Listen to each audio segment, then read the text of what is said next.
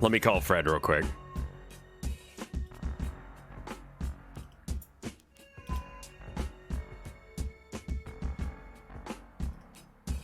Hello.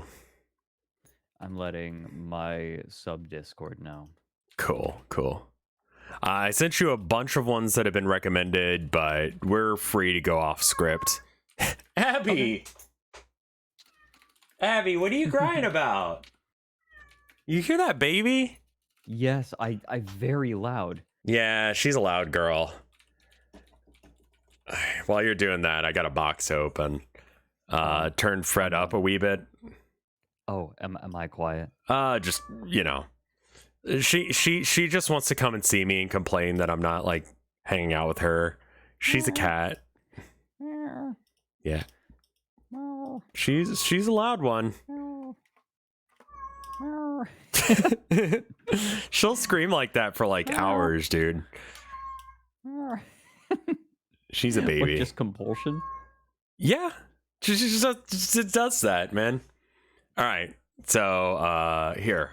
All right, check this out, guys. I got a box in the mail. I asked Tilda if she knew what it was, and she said no. I was like, well, maybe it's a gift from someone else. And then like I saw someone open theirs on Twitter, and I was like, hey, let's see what it is. I don't recognize before Rev gets IRL horse-cocked or wolf-cocked. I'm fairly certain it's. I mean, like, listen, it is. You could put a dick in here. This is definitely like the size that you could put like a decent sized bad dragon dildo. Yeah, no, absolutely. It's like the size of someone who has been practicing for a little bit. Yeah, I mean, like this one is definitely a challenge. But no, it's actually from Screenwave. Oh, okay. Did you get this package as well? Nuh-uh.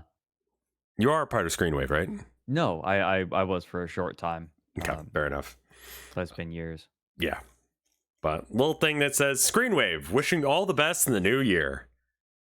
That's nice of them. And then inside, there's some blue and yellow or blue and white Nims. M&Ms. And then a big old tumbler. Wow, they managed to fit all of Tumblr in there? Yeah.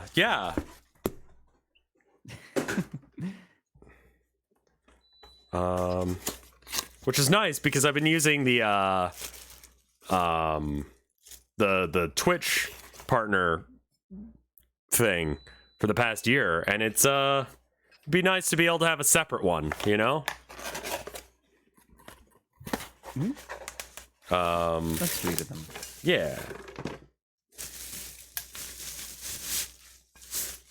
Oh, it's kind of nice. It's like metal. Gonna have to clean it obviously before I use it. That is nice, yeah. And then I got M&Ms. Not bad. They just take like a quarter of my monies, but like honestly, like for the direct deposit and that kind of thing, it's pretty nice. And then straws. It's actually a pretty nice cup. As well as so it can be either, I guess, hot or cold, depending. That's nice because you got this lid, and then you've got the more like coffee mug kind of lid. It's nice. It's a nice cup. Yeah. No, that's rad. And that is me done for stalling for time now. So now we can actually do the thing. Okay. You just I got a care package like that from Paradox for helping them out. Oh, nice. Yeah, I did an event or two for them. And they sent me a keyboard mat, like keyboard and mouse mat, which I'm actively using as we speak. And they sent me a metal mug that I also use on a regular basis.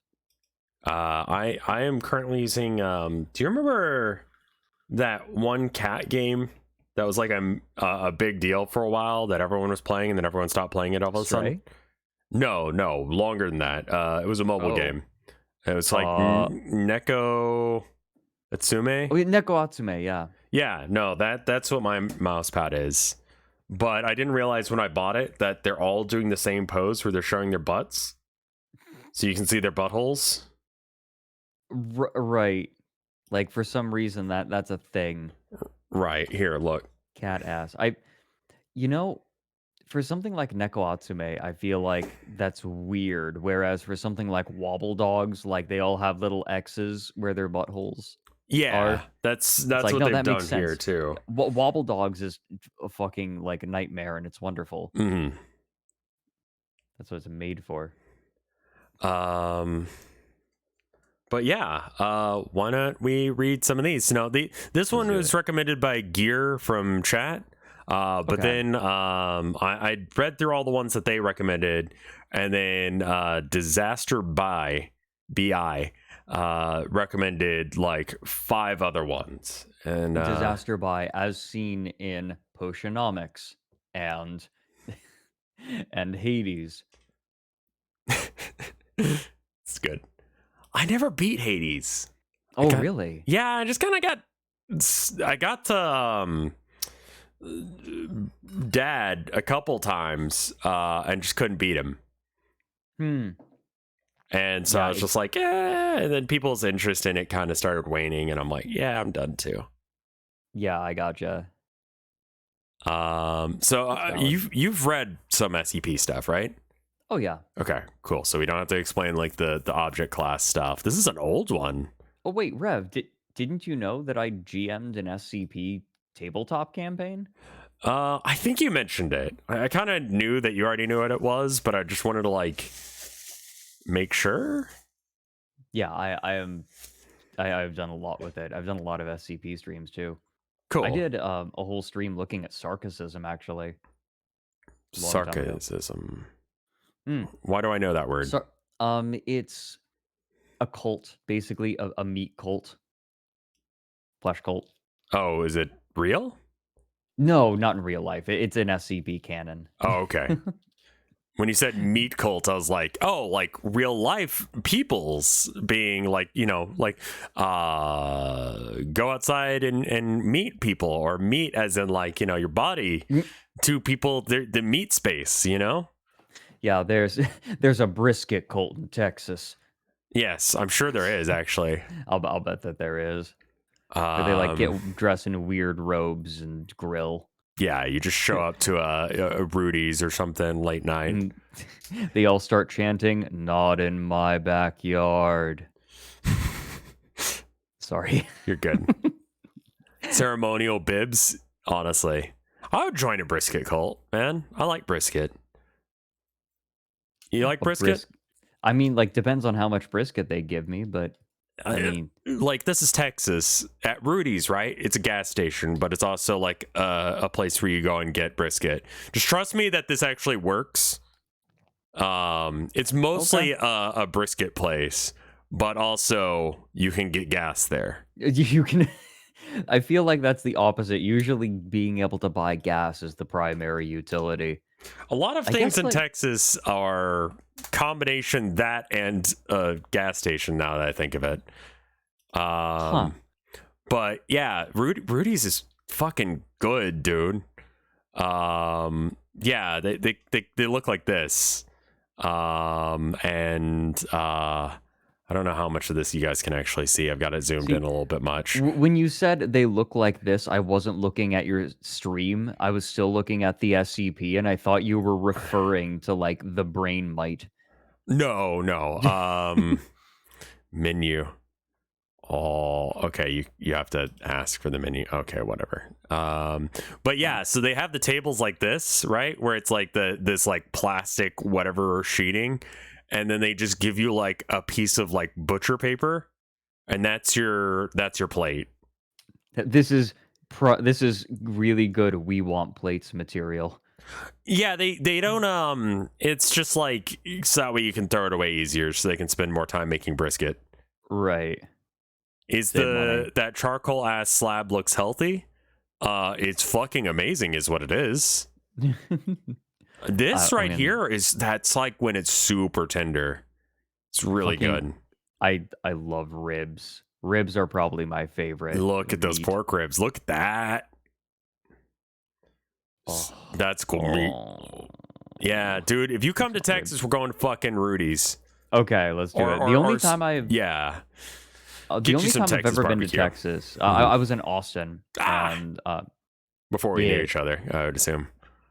I think so. It was when that was long before I was like YouTube had taken off for me. So yeah, definitely.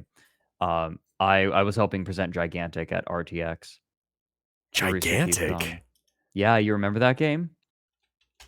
I do. Yeah, I was poised to be one of the primary casters for the competitive scene. Oh my god, yeah, they tried real hard to make that a thing.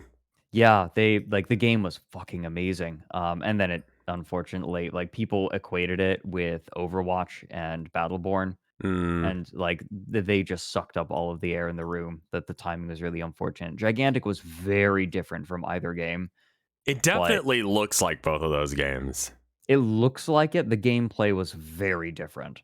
But it was a victim of unfortunate timing. And just couldn't survive. Which is too bad because Overwatch didn't deserve to, like, it wasn't worth, like, Overwatch was not worth the failure of Gigantic. Can I be real with you? These characters don't look as fuckable as the Overwatch characters.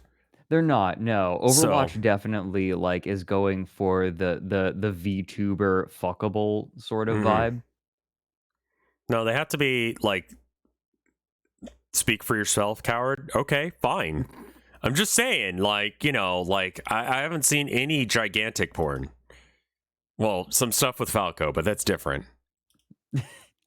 With Falco, I know who you're talking about. Damn it. I primarily played Vinesauce. Look, four-armed hand job. That would be weird and probably not work all that well. But, you know, if one hand gets tired, you just trade out with another one. I mean, like, hand. Okay, no, I don't want to go too far. Okay, you know what? No. Yeah, that's fine. You know what? I have led myself down a path that I do not wish to tread. Yeah. One thing Overwatch does right is having canon gay representation. What do you think about that, Fred? I don't know enough about Overwatch to know. I also feel like I'm ruined on Potionomics, though. Sure. Yeah, it exists. It is referenced in a comic outside the game, as well as Tracer says, "Oh, you know, I should get something for," I forget what her girlfriend's name is. For Sappho. I feel like every single time that Blizzard had a controversy, inevitably they'd be also like, "Oh, hey, this character's gay." Like, so also, by the way. Oh yeah, and their JoJo stand as diversity chart, which I guess wasn't like, didn't that never actually get used? I remember like that being proposed, but still, like, it was pushed around. Cringe. Yeah. We gotta have mediated homos. Yes.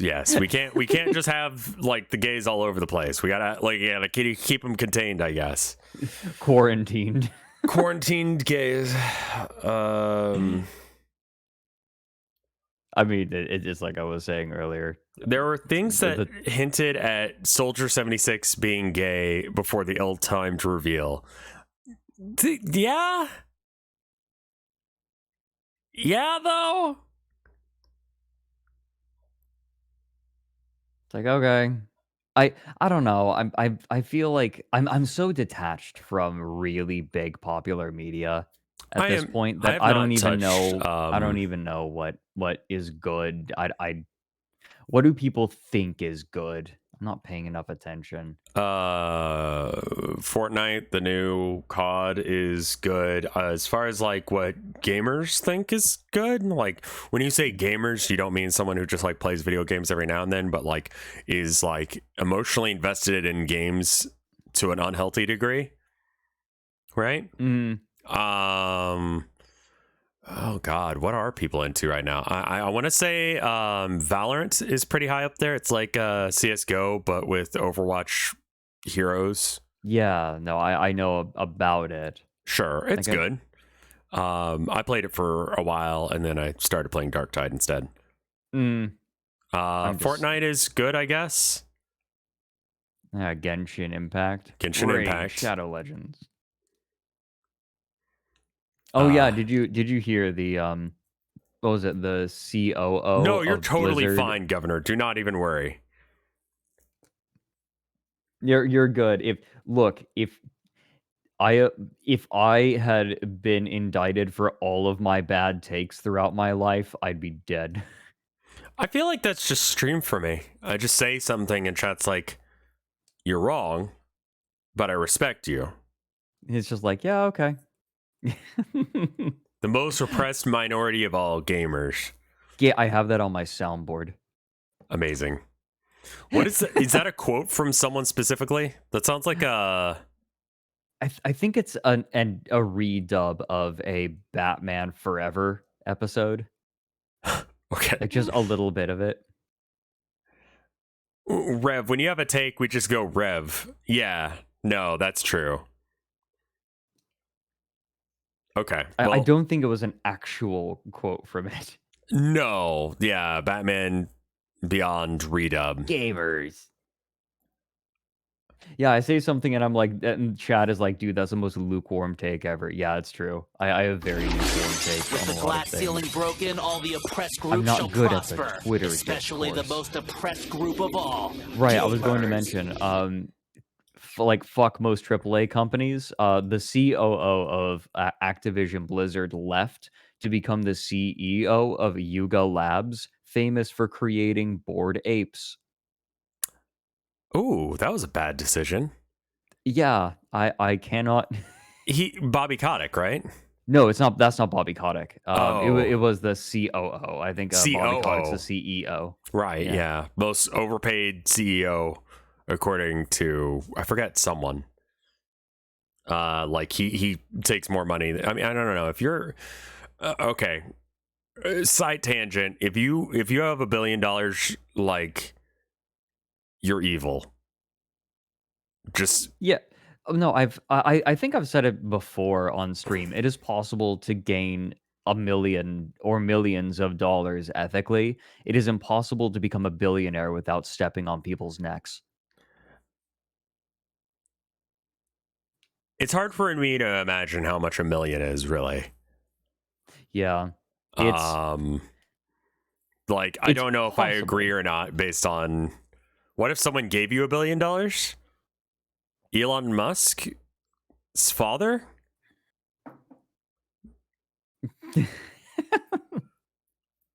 That's just called inheritance. Yeah, that's just inheritance, isn't it? Small loan of $1 million, and let me tell you, it's not a lot of money. Anyway, we should read some of these. So this one was picked out by Gear. Thank you, Gear. This is SCP-150, and like the original collection, I really enjoy. Some of the newer ones, well, the one we read the other day was good. SCP-7000, I think it is, the most unlucky man in the world. I'm gonna level with you. Uh-huh. SCP has always been hit and miss. It is, yes. I think I Always. only remember the good ones. I think there's an idea that like SCP used to be good and now it's not. But like, man, some of the original series is rough. Yeah, some of it is real Not great. bad, and so I suppose that is true. That Like, and some of the new ones are really fucking good. Like, that's true. It is so hit and miss. Let's scooch this over just a bit so we can see the image a bit better. So I also like that, like, I don't know what the fuck I'm reading about until like a paragraph or two in. Isn't it great? Yeah, I used to, like, I have like a small fear of the Microsoft Sam voice because I would do art and I'd like to listen to creepypastas like SCP stuff, but like YouTube wasn't really a thing yet. There wasn't really like people like Mr. Creepypasta and stuff like that. So like if I wanted to listen to Creepypasta, I had to run it through Microsoft Sam and just like have it read for me while I did art. So now I associate horror with Microsoft Sam. But this is SCP-105 or 150. SCP-150 patients kept for study should be contained in level 3 biohazard containment cells with no more than one instance per cell. Cultures of SCP-150 are contained in a vacuum-sealed giant or glass flask in Site 42 Infectious Material Lab. Standard pathogen handling procedures should be followed at all times. Any instance of SCP-150 found outside of the containment are to be incinerated. SCP-150 is an obligate. What the fuck is that word? I'm actually not sure.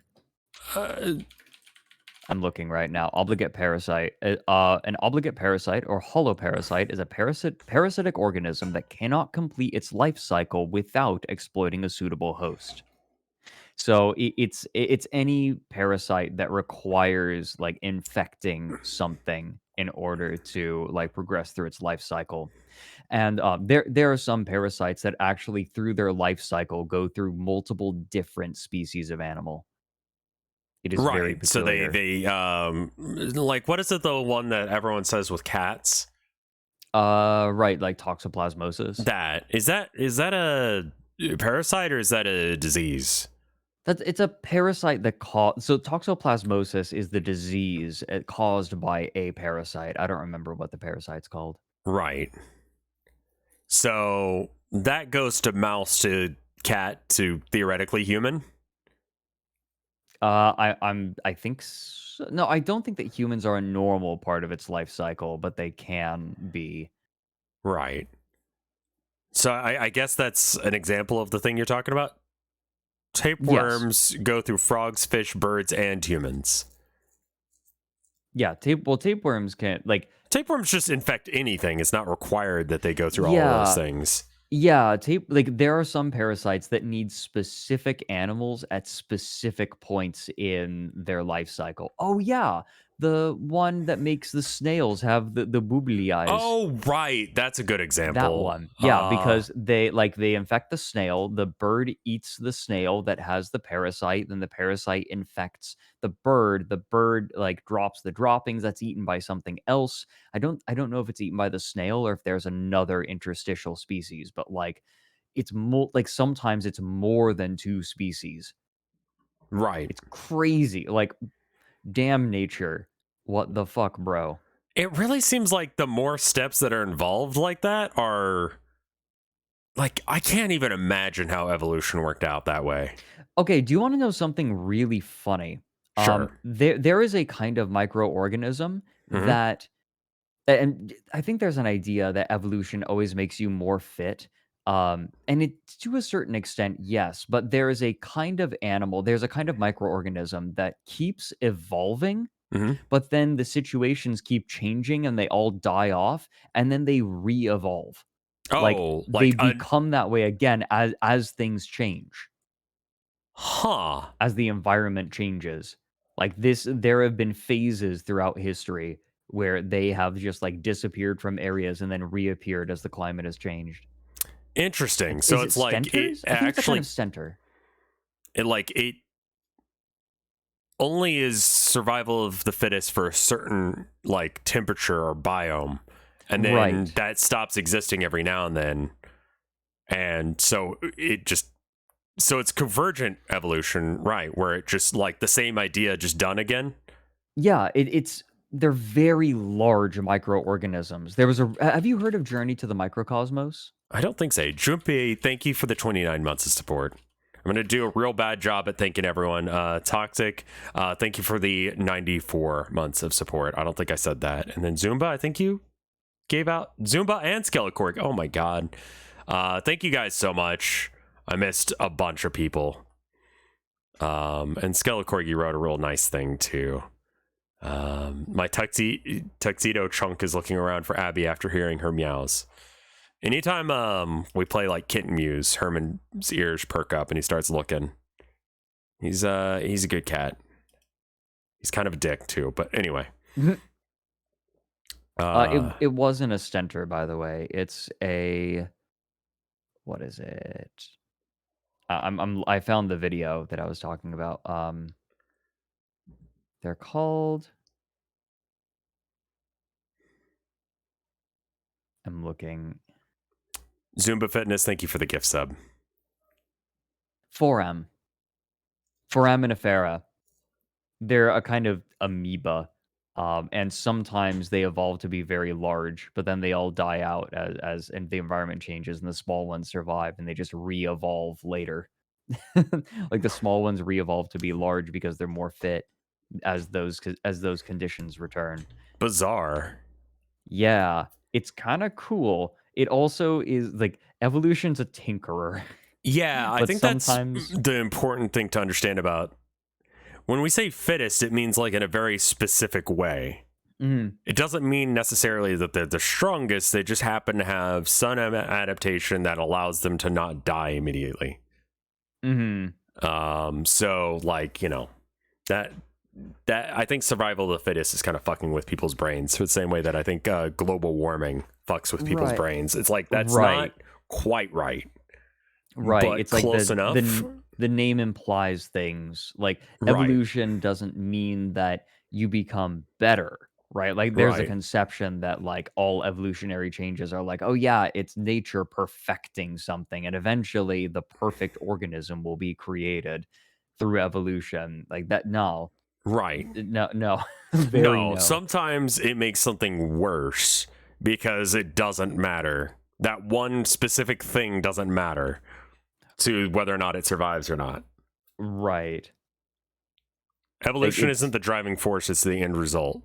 Yeah, evolution isn't that's the force. That's exactly like the only things that survive are the ones that are born correctly.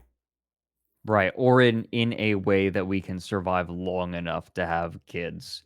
Yes. And it's a statistics game. Yeah.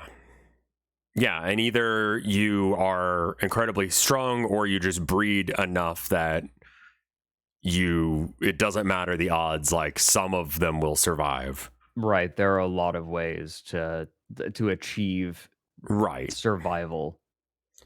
Anyway, this is SCP-150, which is an obligate parasite, which you looked up, and that means that it has to, at some point in its life cycle, has to infect a host.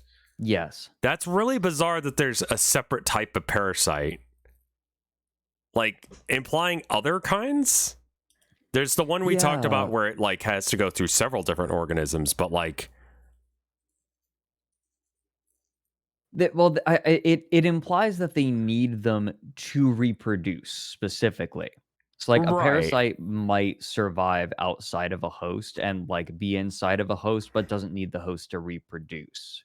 I see. So there's parasites that could get into a human and just like hang out, they don't eventually need to. Right. They do it because it's advantageous. Right. It's like, oh, this is a nice spot. Also, Skelecorgi and Zumba Fitness, thank you for the gift subs. Okay, so that resembles a tongue-eating louse, which it has the fancy word for, which I'm not going to even try, but is adapted to form conjunctive symbiotic relationships with humans for a period of its lifespan.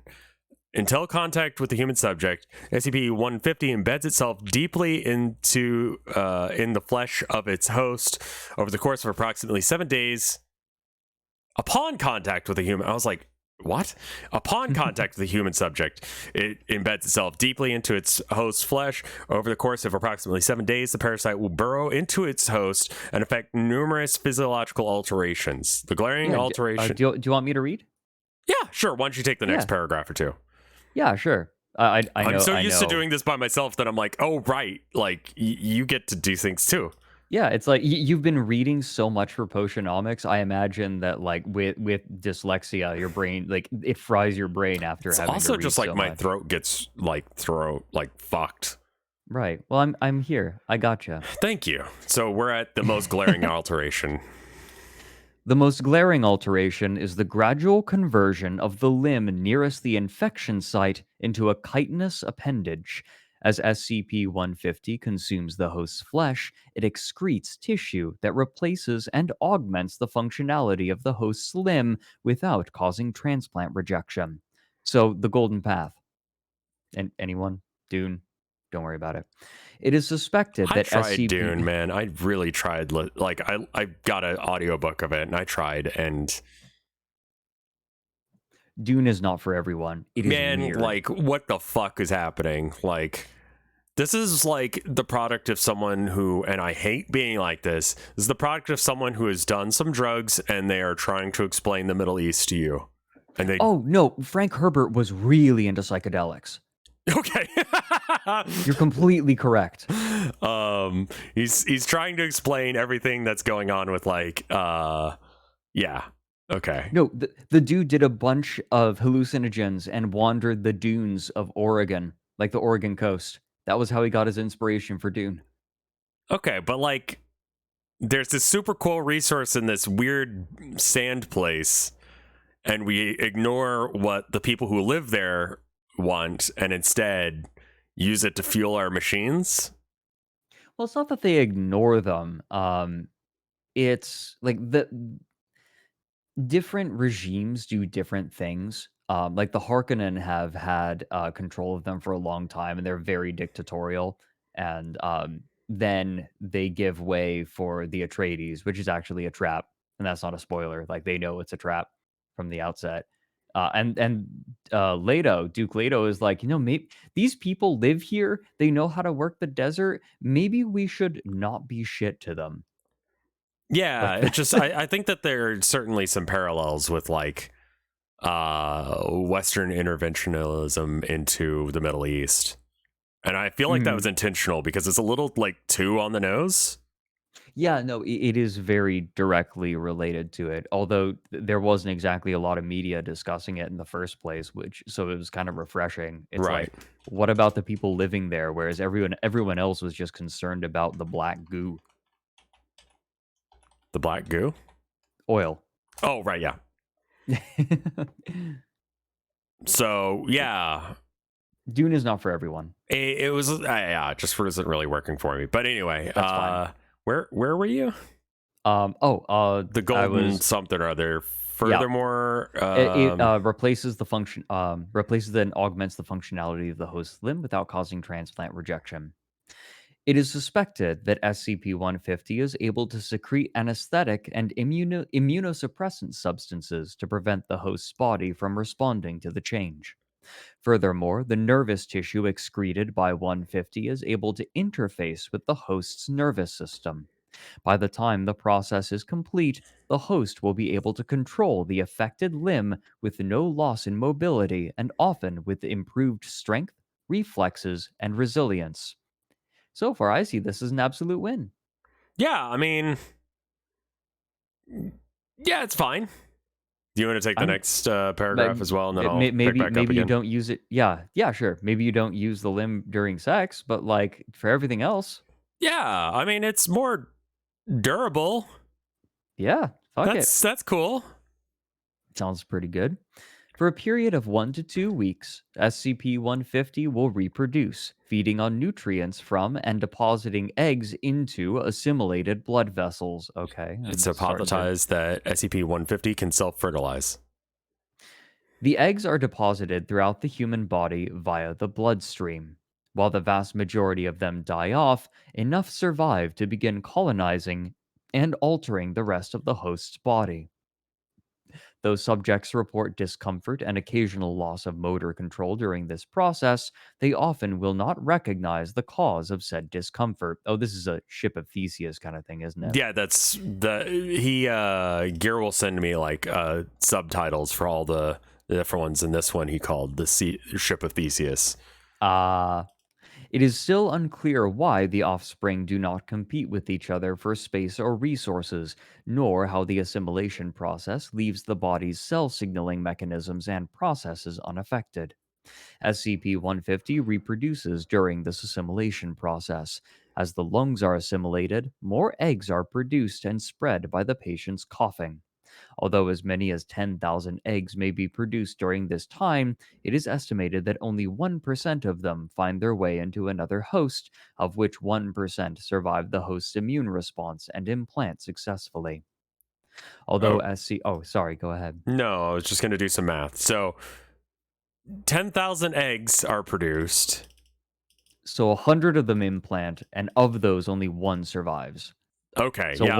one in 10,000 eggs. That's not great odds. But okay, whatever, as long as it works. Yeah. Again, Actually, like we is were that- talking about, like literally, if you can't be strong enough, just breed like fucking crazy. Mhm. Although SCP-150 inevitably results in the assimilation and alteration of the central nervous system, including the spinal cord and the brain, the host's consciousness and behavior seem unaffected. Interviews with the subjects infected by SCP-150 have yielded little information, as infected subjects are unaware that SCP-150 claimed to sense no change or improvement in certain senses and faculties. While the subjects are aware of the infection, are able to pinpoint the source of the change, they exhibit little to no negative feelings and often express positivity towards it. I mean, that seems like a really solid way of, honestly just be like a benefit to the thing you're infecting, and then tell them it's cool and infect the brain and tell them it's cool. That works. Well, I mean, that's kind of the eerie thing, right? Is like at no point does the person lose consciousness. They're like just bits of the brain are replaced, and by the end, they're still effectively the same person, because this idea is based on the idea of consciousness being a continuity. Right. Because that is one theory of it, and there are, theories of consciousness where you die every night. Right, because there's no continuity between Sleeping and waking up, yeah. But if I stay up all night, I get to continue being the same person? Well, then, I mean, the Russian sleep experiment plays with that. Okay, yeah, I guess that's the point of that one. Yeah. God, talk Right. about old school. That actually, like, it's better in my memory than it was reading it, because I've been reading a bunch of these old creepypastas. Jeff the Killer is another one that aged like milk. Oh, yeah. No, I remember Internet Historian used my face for his reading of it, and oh god, it was bad. Yeah. Oh my god, we get dialogue. Yeah, so I think we're gonna have to take turns on that. So I'm good. Who would you like to take? Well, let me read all this bit first, and then we can. Sure. Okay. So, Addendum 150E, transcript of exploratory nervous. Yep. That's the word I said. And nervous tissue transformation experiments. Two D-class subjects, D13732 and D016002, were infected with SCP-150 and allowed to progress through all stages of infection in order to examine the full effects of the infection. Expository neurosurgeries were performed on both subjects. D13732 was euthanized. His nervous system or nervous tissue was found to have been entirely replaced by smaller instances of 150. The instances compromising his brain matter were extracted and stored for experimentation on D016002, is the other guy. The following decompressive craniotomy. And the other word you read were performed by Dr. Harlan Sun and Dr. Wendy Robin and Alex Harlow on D016002, as the transcript follows. Okay, which one do you want to be? Do you want to be the patient guy or like the doctors? Because we got like multiple doctors. We got Harlow and Sun, and I want to see. It looks like the other one doesn't show up. So it's just three. We have Dr. Harlow. Yeah, you're right. Oh no, there's Dr. Robin, Dr. Harlow, Dr. Sun, all of them. I could play the doctors, and you could be the subject. Why don't I be the subject and Harlow? Because it seems like Harlow and Robin will be talking to each other. Yeah, sure. Sounds good. All right, so I'll be Dr. Sun and Dr. Robin. Cool. D0. All right, begin log. 21 hours 43 minutes. D016002 is partially anesthetized to numb her during the initial drilling of the skull. The process is uneventful, though Harlow reports expecting less resistance from the skull while drilling into and cutting a flap from it.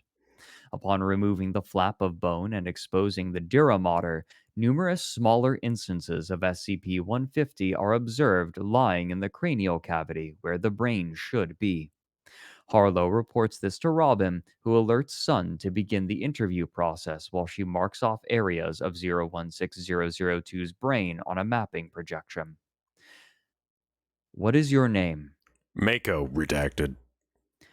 Name something to sit in. Chair. What is the color of grass? Green. What is 1 plus 1? 2. We have marked off the approximate location of the Wernicke's area. That part of the brain that controls speech and recognition and use. Thank you, Dr. Sun. I will now extract some of the specimens from this area. Dr. Harlow carefully makes an incision into the dura mater and extracts some of the instances from that area using forceps. He places the instances into a glass vial, corks it, and places it on a nearby stand. Each instance appears to stir to life and begin wriggling only upon being removed. This process takes approximately 10 minutes, during which time Sun repeatedly asks D016002 the same questions. Once Harlow has extracted approximately 100 instances, he gestures for Sun to continue. Name something to sit in. Seat? What is the color of grass? Green? What is 1 plus 1? 2. Note for the record that D016002's responses have been slightly slowed. This indicates that the instances within her cranial cavity are indeed acting as neuron analogs, though it is unclear as to how many neurons each instance is equivalent to. I'm now placing a sample of neural tissue acquired from D13732 into D016002. Now, the instances of D13732 have been tagged with radioactive luminescent dye to distinguish them for extraction later. Name something to sit in. Couch. What is the color of grass? Blue. What is 1 plus 1? 2. What is 10 times 11? 111. D016002's responses have returned to normal speed. This suggests that it is possible for 150 nervous tissue to be swapped freely between host individuals without rejection. We will now begin the final procedure. D016002. You will be given a full general anesthetic. D016002 is subjected to general anesthetic, which takes several seconds to begin. The patient is now under full anesthesia. Dr. Harlow, you may begin the process of tissue extraction. For this final procedure, we will be attempting to completely replace the brain tissue of D016002 with that of D13732. Previously, during the exploration of 13732's cranial cavity, Dr. Harlow and I observed that the instances connecting his brain matter to his spinal matter were not secured in any way, and in fact seemed to be switching positions with other instances in the brain. We will be seeing how far this compatibility extends. There's silence for the next hour as Doctors Harlow, Sun, and Robin remove the top of D016002's skull and begin extracting her brain matter into a large glass container. Extraction complete. D016002's brain matter has been successfully removed. Dr. Harlow is now placing D13732's brain matter into 016002's exposed cranial cavity. I think that one's you again. Yeah. Oh, but it had silence for several minutes. Shit. Yes. Okay. Let's just sit here in silence for 2 minutes. Okay.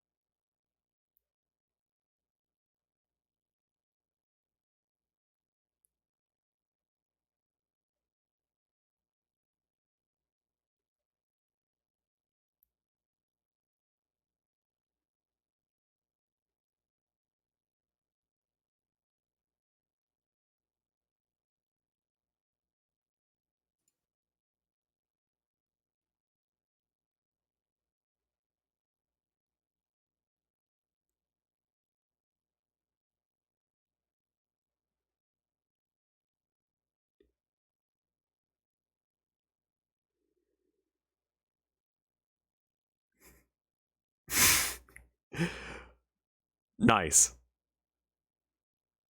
Nice. It's your line. Someone redeemed that, and I'm like, wait, do I have to do it? Were you the one who put it into emote only mode? No, Luigi guy did. All right. Anyway. No, you can go ahead and read. No, Doctor. No, it's Dr. Robin. No, Dr. Robin is the next line. You're Dr. Robin. No, I'm Dr. Sun. Harlow. Wait, I'm Robin. Oh, fuck me. Heart rate steady. You have a pulse and breathing. Give it another minute. Wait, were you waiting that whole time for me to read? Maybe. I thought we were playing chicken on who was going to actually break the silence. And I thought you were waiting for 2 minutes. Bingal. All right. I'm going to wake her up. There's a pause as Dr. Robin reduces the anesthesia and 016002 awakens. What is your name? Michael. Redacted. The other person's name. Yeah. Jesus. I'm sorry. Hold up. Okay. Jesus. Name something to sit in. Beanbags. What is the color of grass? Green. What is 1 + 1? Quiet sloshing can be detected by the microphone. Okay, thank you. Oh, hey, son? 2. Son, look. D016002's brain is shown to move on its own accord, suddenly moving back and forth. Oh, I thought someone's dick was getting... Okay, that's fine. All right. Well, that's new. Do you feel any pain anywhere on your body? My chest is kind of heavy. Feels just the same otherwise. Good to hear. Now, what is... Hey, I usually feel pretty energetic, even before surgeries, but I'm kind of tired right now. Lately, I've been exercising before I sleep, but since I can't hear, is it okay if I just rested a little bit? Rest. Like 3-5 minutes? Can I do that here if it's okay? A small portion of the top of D016002's brain parts before making a gurgling sound. After a portion closes, the sections of D016002's brains retract into itself rapidly as D016002's eyes close. That doesn't seem good. Dr. Robin steps away from the operation, making retching sounds as she leaves the room. Chest heavy because boobs. Yeah, I noticed the yeah. Also, wife home. Hi, wife. Wife in chat. Wife in chat. Hi, Tildy. I need to probably go kiss her. Let's finish out the story, then I'm gonna go kiss my wife some. Yes. D0160 D13732, are you okay? Yeah, I'm fine. Why do you ask? That's cool. I like that. That's a neat one. Thanks for being a trans ally. I feel like I feel like I'm doing the bare minimum. And I seem more like an ally just because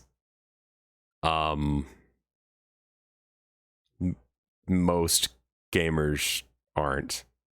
You know what I mean? I think like most gamers, like, oh, everyone I know is, and it's like, oh yeah, Call of Duty exists. Right. Yeah. I think of like lobbies. I'm like, oh yeah. Yeah. I mean, it's like, I think that I'm doing the basics and just everyone else sucks. Remember that time you burped into the intro of a Mutant video and said trans rights after? Yeah. I don't remember explicitly what video that was. I thought that was during like a charity thing. Well, I mean, based. Yeah, it was a pretty good burp too. What video was that? Does anyone remember? Because I want to go like look at that again. Because it's quoted. I want to see this. It's quoted fairly often. Chat versus Rev battle game. Yeah, the bar is in hell, so like clearing it's pretty fucking easy, you know? It's like showing basic respect to humans. Yeah. Like, Yeah, so I mean like if that makes me a trans ally, then cool. Feel like the standard needs to be a bit higher though. Yeah, the standard's a little bit low. Like, I don't know. I don't know why people don't just like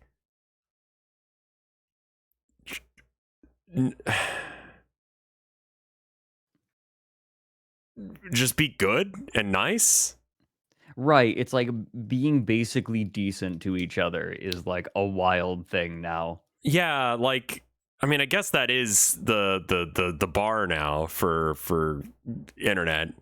Mm-hmm. But I mean, it's like it's no sweat off my brow to be like nice, you know? Like, Yeah, how does doesn't someone hurt being anyone. trans actually negatively affect my life in any way, shape, or form? Right. It's like, oh, like I use pronouns or someone, they're like, actually, could you like use these pronouns? It's Like, sort oh of yeah, like when sure. someone like goes by a nickname, you know? Right. And they Like, start could you going call me by this that instead? nickname, like they start using that, and it's just like, okay, like that's Like, what it yeah, is now, right. you know? Like that's and but like I feel like a dick when I fuck it up, you know? Yeah. But I like think that reasonable people are like, no, it's fine, right? exactly, As you yeah. get I used mean, to it's it. like a you know, I'll think put it most this way. people get the difference between fucking it up on purpose and fucking it up because you're an asshole. A lot of my friends are trans, Uh-huh. and I don't think I've ever had any of them get mad when I like use the wrong pronoun. In fact, I don't think they even bring it up.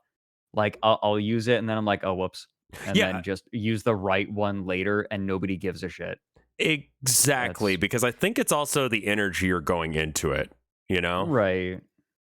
Elon It's Musk is not human, so decency is hard for him. It's a pretty alien concept. You know. billionaires aren't human. Yes. Anyway, I'm gonna go kiss my wife. I'll be right back. Go. Do you want to talk about anything that you got going on, or streams, or stuff like that while I'm gone? Yeah, Cool. I'll cover for you. Cool. Thank you. I've got you covered. Thank you. I'll be right back. Yeah.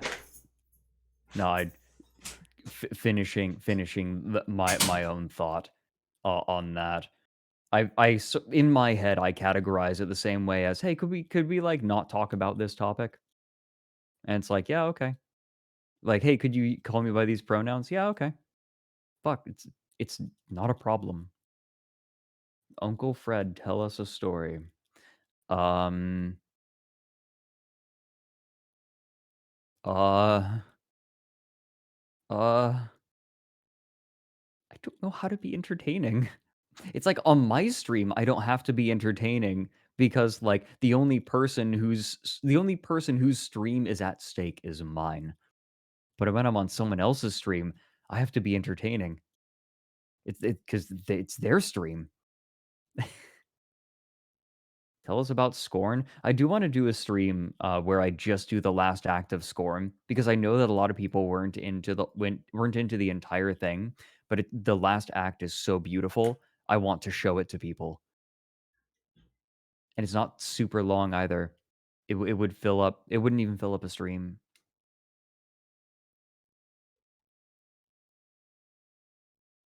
Like very end. Main dog. Yeah, you are an SCP. No, absolutely.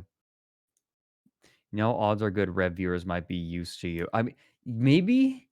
Yeah, I guess. I also know that I'm a problem. Any follow up on the chess drama? The lawsuit. I don't know that there's been any progress on the lawsuit, but it's unlikely to go through because Hans Niemann is a public figure, and like the amount that he was demanding was pretty comical. It was kind of it's more of a vanity lawsuit than anything. We love a problematic fave. Am I okay? Am I problematic? Am I a problematic fave? I'm curious. Okay. Am I considered problematic? Because I actually am not sure. No? She's cute. Because, like, I know that some of the All right, I'm topics back. I've covered in my videos... Hey there. I've covered some topics in my videos that could be considered to be problematic, but I've consistently been told that I cover them well, like, in a way that is okay. I mean, So I haven't thought so, but I'm still, like, not sure where I fall on the problematic scale. I know that there are people who hate me, who have never seen my videos. I don't think I've ever seen someone watch my videos and then think I'm, like, problematic. It's people who have seen the topics of my videos and been like, "Oh, this person's making a video on this. They're a problem." I could get that. Like, if you know nothing about a person and you see them covering a subject, like, based on how the internet is, like, you know, like, you could be like, yeah. I think that there's a difference between, wow, you know, this guy from, like, a gas station town on the highway sure does talk about the Confederacy a lot. Right. And there's a difference between that and, man, these people who run the Holocaust Museum sure talk about Nazis a lot. Yes. Yeah. There's a bit of a different vibe there. Yeah. But, you know, I think for most people on the internet, they go, huh, this person's going to talk about the Holocaust. All right, well.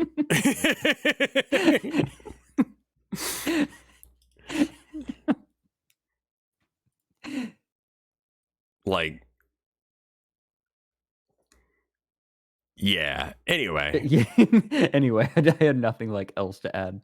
For sure. I didn't even notice that you brought up the, like, the name of it. You're right, the Ship of Theseus. I was... I'm a little happy that I caught that. Yeah, it's good. I liked that one. I guess we should talk about that last one for a second. Yeah. So I guess if you replace the whole brain, then it changes things. Though when she had part of her brain switched out, she just answered blue. Right, slightly differently. Like, It seemed incorrectly. like it was, right. It was still adjusting almost, right? Right. So I wonder if it's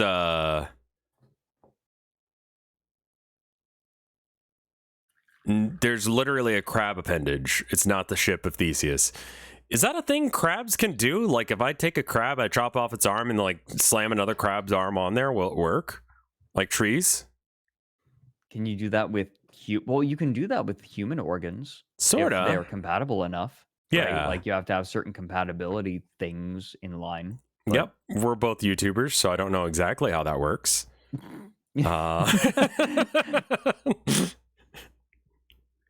But I know that, like, all interchangeable. Yeah, I don't know. You just switch the parts out. Wasn't there a movie where they had, like, clone people so that way you could have, like, a copy of your organs saved, so that way when you got into an accident you could switch out your lungs or whatever? Was that wasn't No, Gattaca was different. The Islands by Michael Bay. The Island. Oh, that was... I remember that movie kind of not having, like, it being pretty mediocre. Like, yeah, I mean, it's Michael Bay, so checks out. Yeah. Okay. Well, we got this one here. This is 4877. Flying. This is recommended by Disaster By. It says, here are some SCPs that are just bizarre and weird, following the mold of more classic SCPs without getting too murdery monster. I do like the ones that aren't, like, I think it's just like, I like the ones where it's like, this is a fucked up thing. You know? Yes. It doesn't have to be like a murder monster. I hate the murder monster ones. Those, it depends if there's something else, like, interesting about them. I think, like, sometimes, you know, you have murder monsters that have specific rules around them. Sure. I really like the ones that are more conceptual. I love the anti-meme, for example. Do you know that one? Yes. And then I don't know as if it's the one you're referring to, but the one where it's like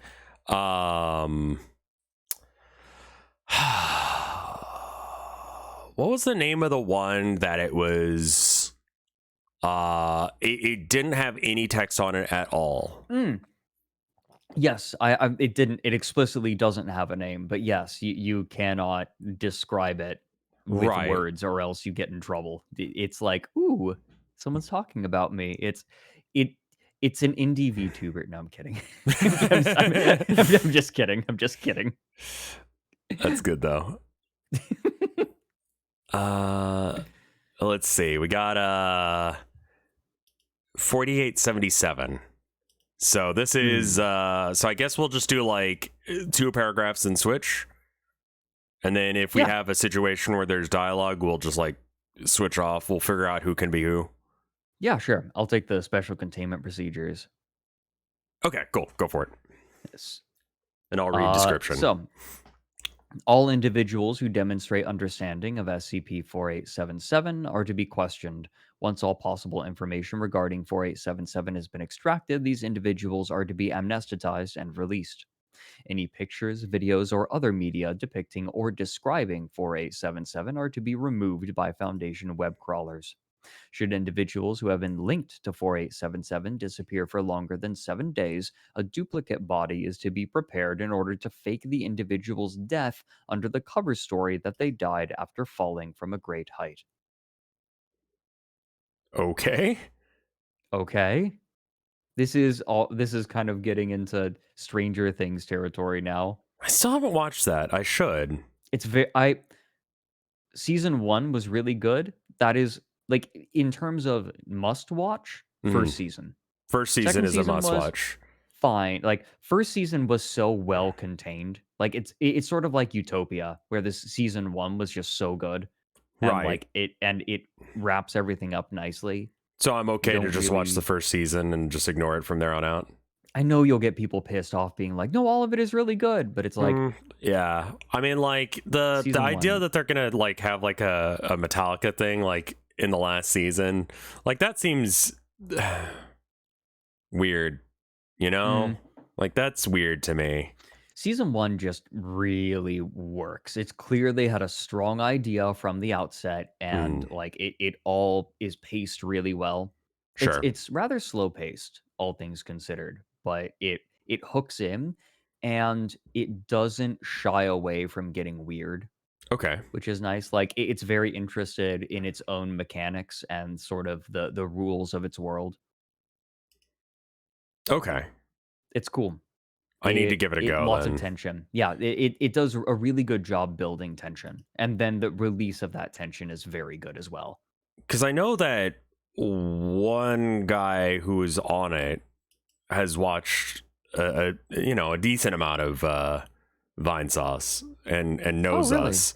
Yeah, so it's like I feel like I should be like I should probably know what the Return the fuck. favor. Yeah, like probably know what they're doing.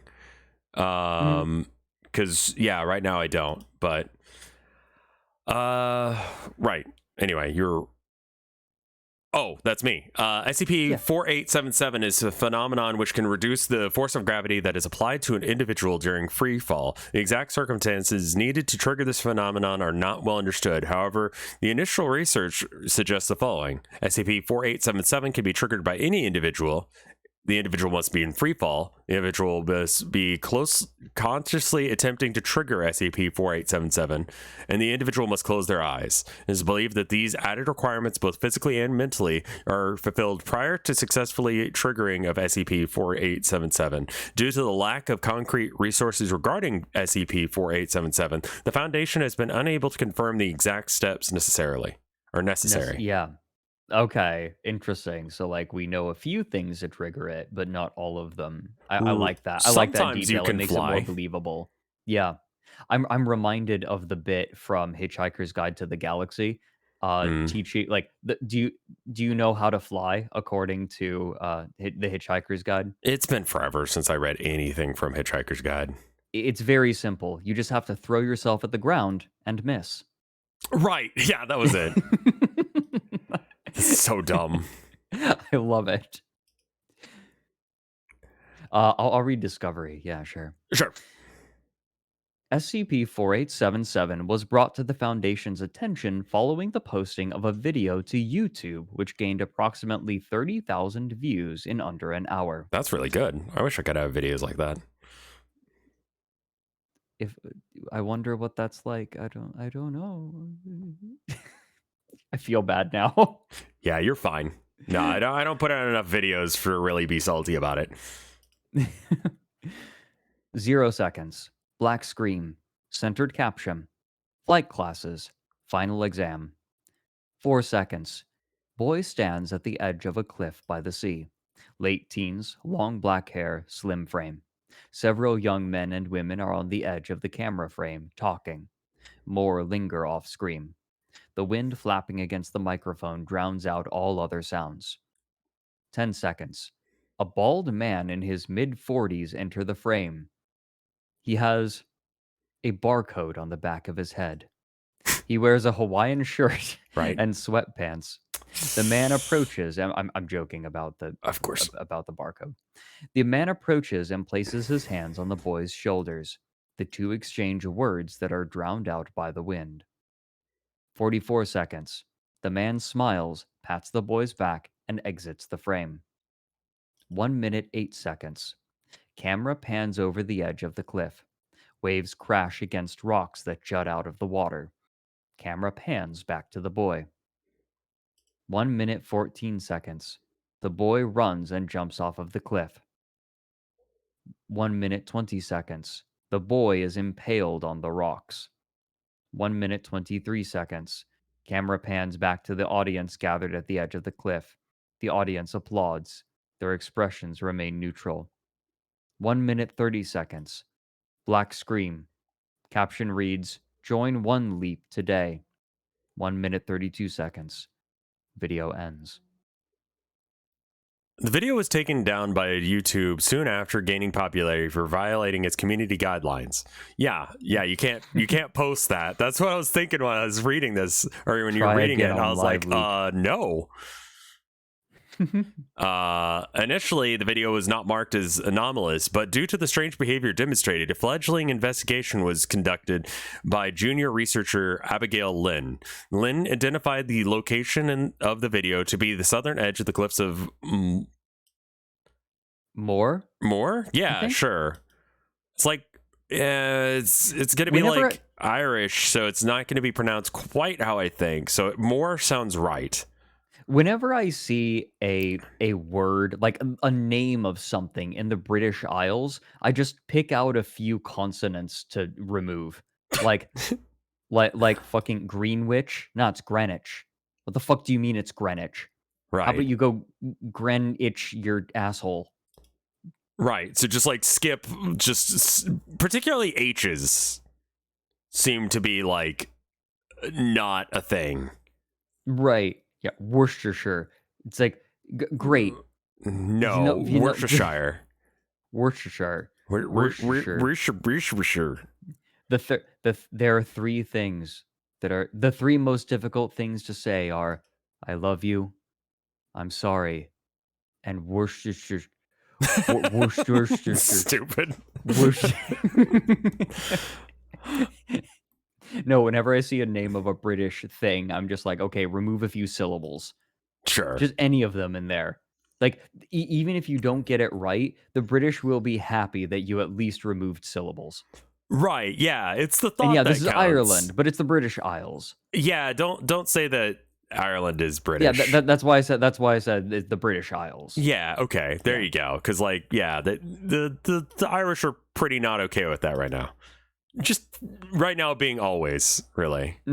After determining that the cliff is approximately 120 meters tall, Lynn noted that the fall from the video lasted almost a second longer than it should have. Following the formal designation of the phenomenon observed in the video posted by SCP as SCP-4877, researcher Lynn identified the boy as 17-year-old Ashton Kutcher. What? Not Ashton Kutcher, Aston Kutcher. Oh, so it is. I don't know if that was purposeful. Probably. That would be a skit on Punk'd, wouldn't it? Like, oh, hey, we're taking flying lessons today. And then he like jumps off a fucking ledge and then dies. And then the person's just like, holy shit. Hey, bro, did you know that the wind that pushes up from this cliff is enough to make you fly? Like, no, dude, that sounds awesome. You just got punked. No, I was thinking like him jumping off the cliff and that being like the thing that punks them. And then they have to freak out because like the guy just jumped off to his death onto spikes.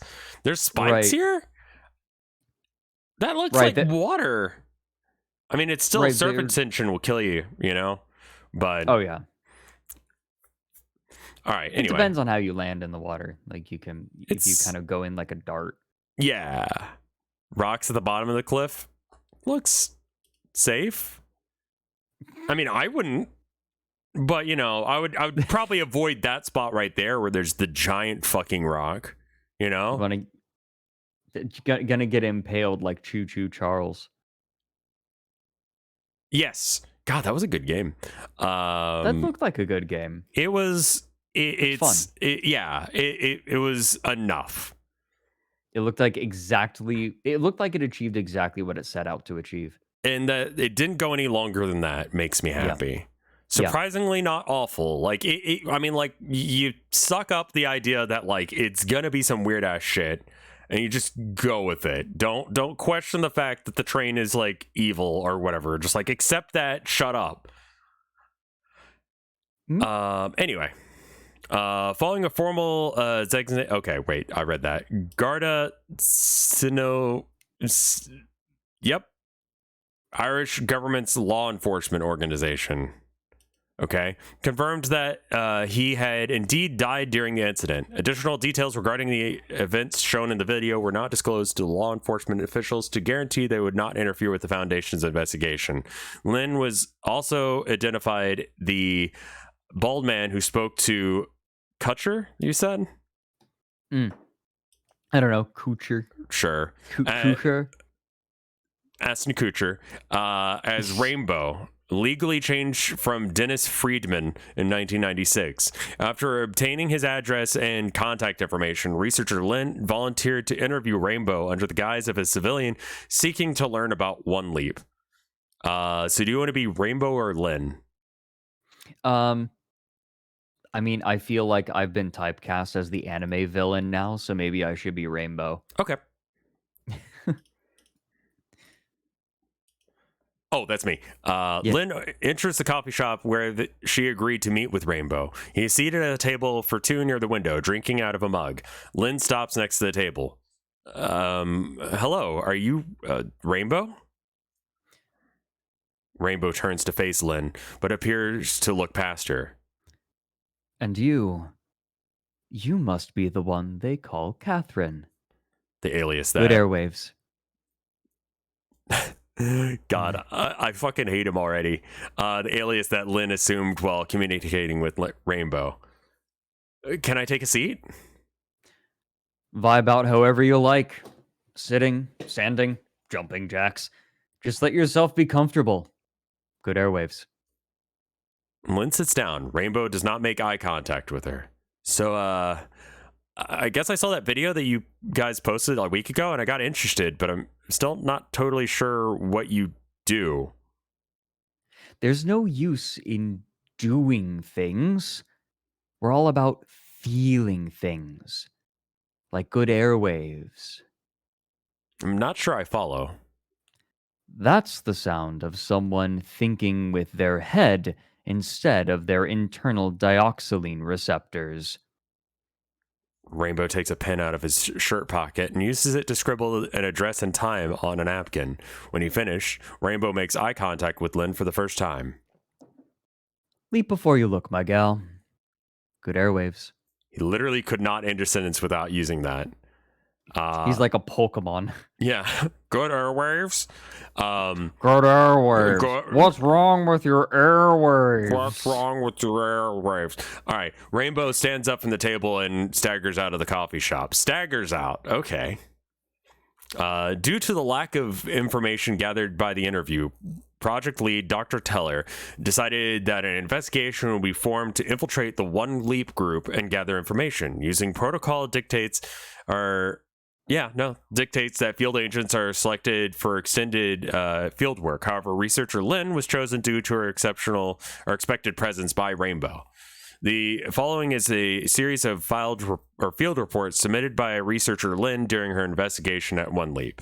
So, since these all seem to be clickable, how about you read the odd numbered ones and I'll read the even ones?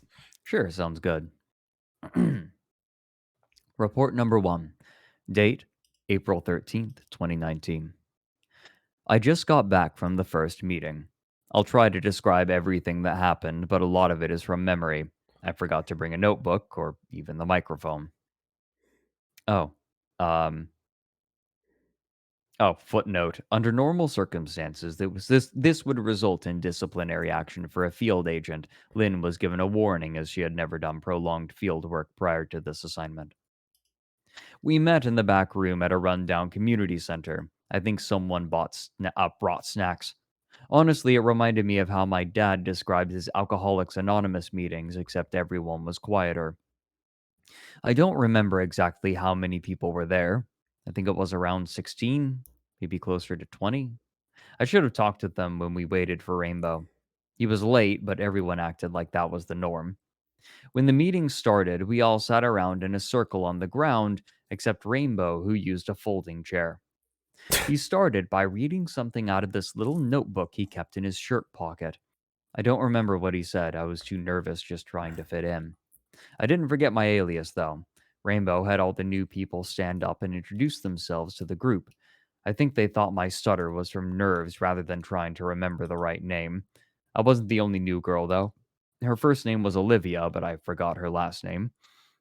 I don't really know why I'm doing this. I mean, I know why, but I'm more cut out for the lab. I'll make sure I'm more thorough with my next report. Sorry. Report 2. Wow, she kind of sucks. Yeah, like she didn't actually find out anything. Report 2. Date. So, one possibility, Right. one possibility I want to float is that this is an effect that Rainbow has. Oh, that he's just got like weird vibes? Yeah, like his vibe, like literally that is one of his, like maybe he is somehow anomalous because of his ability. Okay. All right, I'll accept that. April 18th, 2019. I took notes this time. I was too scared to wear the microphone in case of one of the members saw it, but I think the notes are thorough enough. There were 12 other people at the meeting. Most of them must have been in their 20s or 30s, but there are a few older folks. One woman must have been in her late 60s. Today we had a special lecture meeting. Sometimes heard that the other members call Rainbow Professor R. They seem to treat it like night school, I guess. Instead of sitting in a circle like last time, we gathered on the ground in front of Rainbow and his folding chair. He talked for almost an hour, occasionally using this handheld whiteboard he brought along. The structure of the speech felt more like a lecture peppered with examples and cited reading, but sounded more like a sermon. I was the only one taking notes. I don't know if I was allowed or not. Either way, I didn't want to get yelled at if I was, so I sat in the back. I'll include some quotes from the lecture below. I might have missed something. The internet, man. Stay off the internet. All the blinky lights on screen are out to get you. You used to be able to tell what's real and what's got no soul to it, but not anymore. All I get are bad airwaves, man.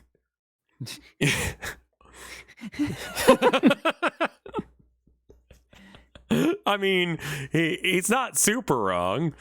You can see the strings on the fakes out there. They're all tangled and looking at their lower selves and don't want to get mixed up with the vibes that are tied down. The filters are what people in denial call lies. Yeah, Rev, if you use filters in Potionomics, then you're not going with the flow. I see, right, that kind of filter, okay. Just throw whatever in there, man. Maybe it'll work. Filters are just what people in denial call lies. What a sentence. As an exercise for later, you can ask a stranger how often they experience euphoria. Afterwards, ask them the question again, just as an exercise. Hey, Fred. Yeah. How often do you experience euphoria? Literally every couple hours. Wow, man. So you jerk off a lot? Yeah. Yeah, you caught my meaning. Yeah. That was literally the joke I was going to make. I'm so Okay. mad. That's good. With the intervention of Q learning and exploration strategies, we see a 300% decrease in the divine radiation that chatbot AIs give off. Can anyone tell me why? As the Wright brothers once said in unison, the singularity will consume us before the century is out. They really should be given more credit for that quote. Bad airwaves, man. The sky's full of them. Now the air is polluted with metatronic signals and blue colors. All because the machines learned how to fly before we did. What the fuck are you talking about? Okay. This is... oh, yeah, they pointed out this is dynine radiation. I don't know what that is. Dionine? This... I have no idea what that is. It might be made up. Diamine? Diamine? Was it Dionine I think or he's making shit up. Yeah, if you look up Dionine... Dinine. It's the trade name for a photographic developer consisting of something, according to Wordnik, which I've never seen that website before. And then if you look at the images, you get a model and then some like Alexandre Dynine, who let's see. Well, this is interesting. I can't read it. I think it's in it's I don't know what the fuck this says. To be fair, this reads a lot like -48. The dude who like does his own weird gematria and like took a bunch of people to Dallas because they thought that what was it, JFK Jr. was going to return. Oh right. Yeah, man. That's like, yeah, it's depressing. I think I'm like an optimistic person at heart, but I saw the video and like I don't think he's okay. No, it is a proper cult. Like I mean apparently... JFK. Like I don't think I don't think he's gonna make it, man. No. I don't. Yeah, I'm a little bit worried. If only he had been infected with SCP-150, there might have been a chance. Maybe. Yeah. Yeah. It's not the ideal arrangement for your head. Yeah, no. Generally, you want your gray matter to be contained within the Dharma mater, and being outside of it is... I like my insides to be inside me. Yeah, it's bad airwaves, man. Bad airwaves. JFK didn't get shot, his brain just did that. I love that theory. It's just a thing that the family's brains do. Just sometimes they do that. It's a condition. Okay, here's a random question. Has spontaneous combustion gone down? I don't know. Because, like, I know that, like, UFO sightings have gone down, right? Have they? Because I don't know. Anecdotally, I have seen one, so... Okay. I feel like I've heard less stories about UFO sightings since cameras got better. Since cameras became more common. Yeah, you don't see But I mean, like, of them. I'm not going to knock your alien thing because, I mean, I've seen a ghost or something before. So. Oh, no, I mean, like, I don't know if I saw aliens. I don't know what I saw. It was... Literally an unidentified flying object. Like, UAP actually is more accurate, unidentified aerial phenomenon, because, like... Oh, it could have not been a plane.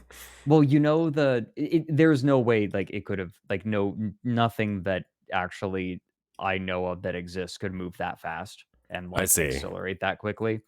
Which is why I'm like, maybe it's not a physical thing. Maybe it's like a visual phenomenon, right?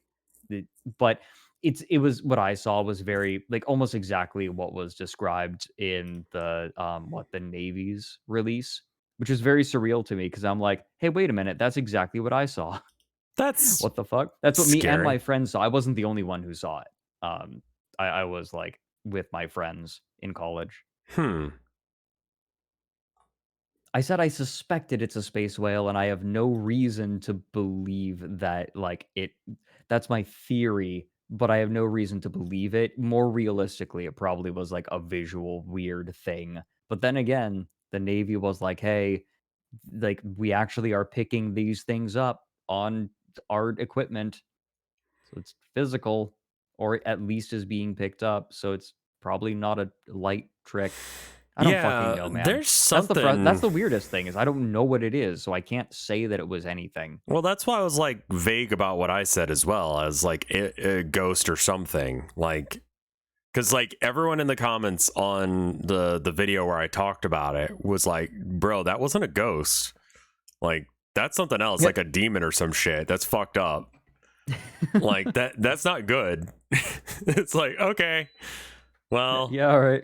I mean, you know, I got what I came for. I was like, hey, are things outside of the human experience real? Like, does something like that exist? And the answer is yes. To me at least. I don't know beyond that what the fuck it was, but that's good enough for me. Yeah. It was on I guess that Arcade. It was one of the spooky Halloween videos. Oh, gotcha. I think the most frustrating thing about those sorts of experiences is that there is no good way to really properly figure out what it is. Like, there are lots of people with their own preconceived notions, but it often is really colored by bias and Sure. not a whole lot of evidence to go along with it. And most of it's just guesswork. Like, like me and my friends all saw something weird in the sky, and we looked at each other. Like, I looked at them and I was like, "You guys saw that too, right?" And they were like, "Yeah." But then what was the next step?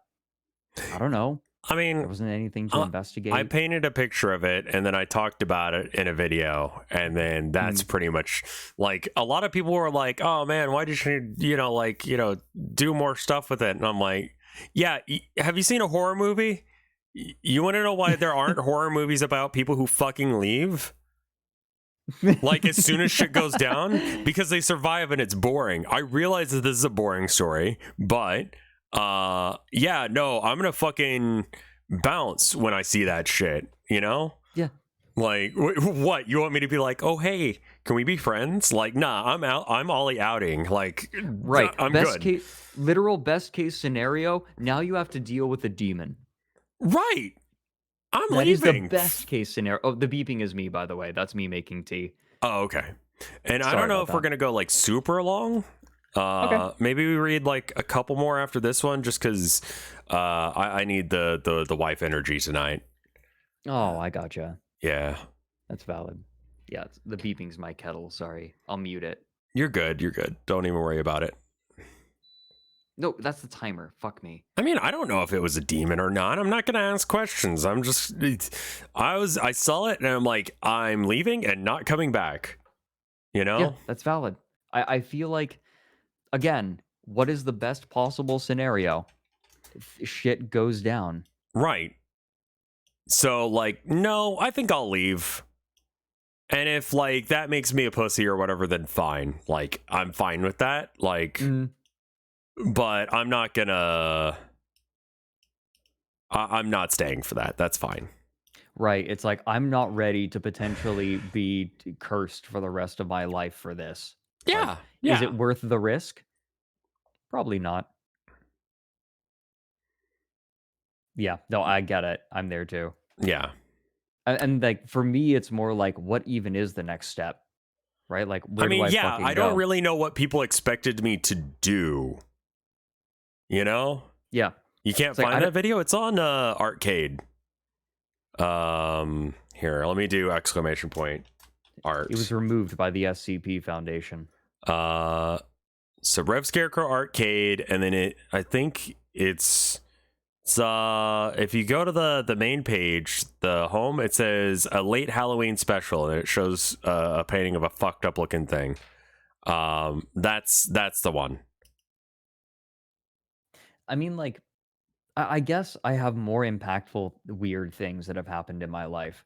Like when a dream of mine lasted in my from my perception for a decade and I woke up feeling a decade older.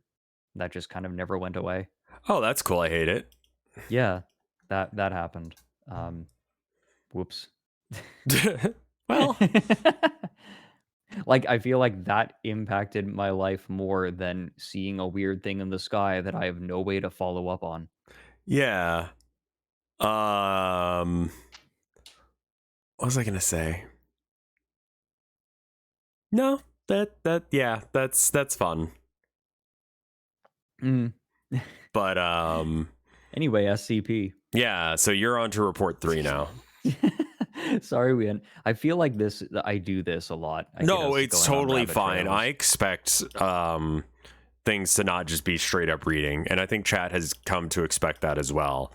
Because Bless if them. they don't, then yeah. You haven't been here for a while. Right. Report number 3, April 23rd, 2019. So this is 5 days later. I didn't wear the microphone again. Every way I put it on, I swear it wasn't hidden well enough. I might just give up on it for now. It almost made me late today. This meeting was more of an open discussion. I didn't contribute. I hope that didn't make me look weird. Olivia didn't say anything either, though, so I'm probably fine. I'll include any memorable quotes at the end of the report again. At the end of the meeting, though, Rainbow declared that we were going to the runway this weekend. Apparently, Margaret, the 60-year-old woman, would be taking her final exam. She's going to go to Rainbow's house before the exam and then meet with the rest of us around 2 p.m. I don't know how I feel. She was obviously excited about it. I guess I'm going to watch either way. Also, after the meeting, I finally spoke to Olivia. I didn't ask her much, but I got her phone number. Maybe I'll try to do an interview with her soon. Hopefully, before the weekend. It'd be too bad if, after seeing the final exam, she runs away and I never get a chance to talk to her. One day I'll vibe out like a fish, man. Deep respect for fish.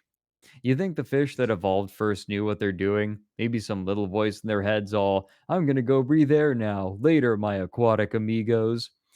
Vestigial, adjective, degenerate, rudimentary, or atrophied, having become functionless in the course of evolution. Birds are evidence that time does not move at 1 second per second for everyone. How else could they have evolved so much faster than us? What the fuck? This dude is constantly high. Yeah. I think he's under the understanding that flying is an evolutionary thing, and that anything that can fly is of a higher order than we are, including planes and birds. I think you know what? I think that his mindset is what's required for flying. Like this loosey goosey, good airwaves, man. I think that's the implication. I've known a lot of people like this. I never saw any of them fly. So, I don't know. This is the dream. He's living the dream. Okay, so this one is actually a conversation. So, do you want to be Welsh for this? Yeah. Yeah, Okay. sure. I caught up with it. Oh, okay, this is 5 days later again. Report 4, date April 27th, 2019. I caught up with Olivia today. We got coffee, and I even managed to ask her a few questions, including her full name, which is Olivia Walsh. I even wore a microphone this time. I'll just include a transcript below of the most relevant part. When are you planning to graduate? Yeah, funny you should say that. I was supposed to graduate in 2 years, but I failed out of one of my courses, which set me back in prereqs and stuff, so it's looking more like 3. Oh, sorry to hear that. Oh, don't worry about it. It's part of why I joined One Leap. I was sort of at my wits' end with the stuff. Usually these steps to success programs are all bullshit, but like, I don't know. Sometimes you just need to give the bullshit a try. Actually, how did you hear about One Leap? There were a bunch of posters all over campus. I see. Anyway, why did you join up? I saw the promotional video on YouTube. It's taken down now. No. Not how you heard about it. Why did you join? Oh, I guess I thought it would be good for me. You're more used to asking the questions than answering them, aren't you? I'm kind of a researcher, so I do both. Sounds to me like you're here to look for answers then. Excuse me? You know, answers. Personal answers. Answers to questions about Catherine. I'm not sure what you mean. Oh, sorry. I'm starting to sound like Rainbow a bit, aren't I?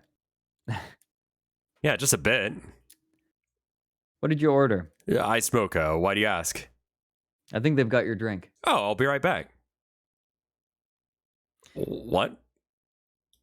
That was just the end of like that part of the interview. Yeah, that the fuck was that about?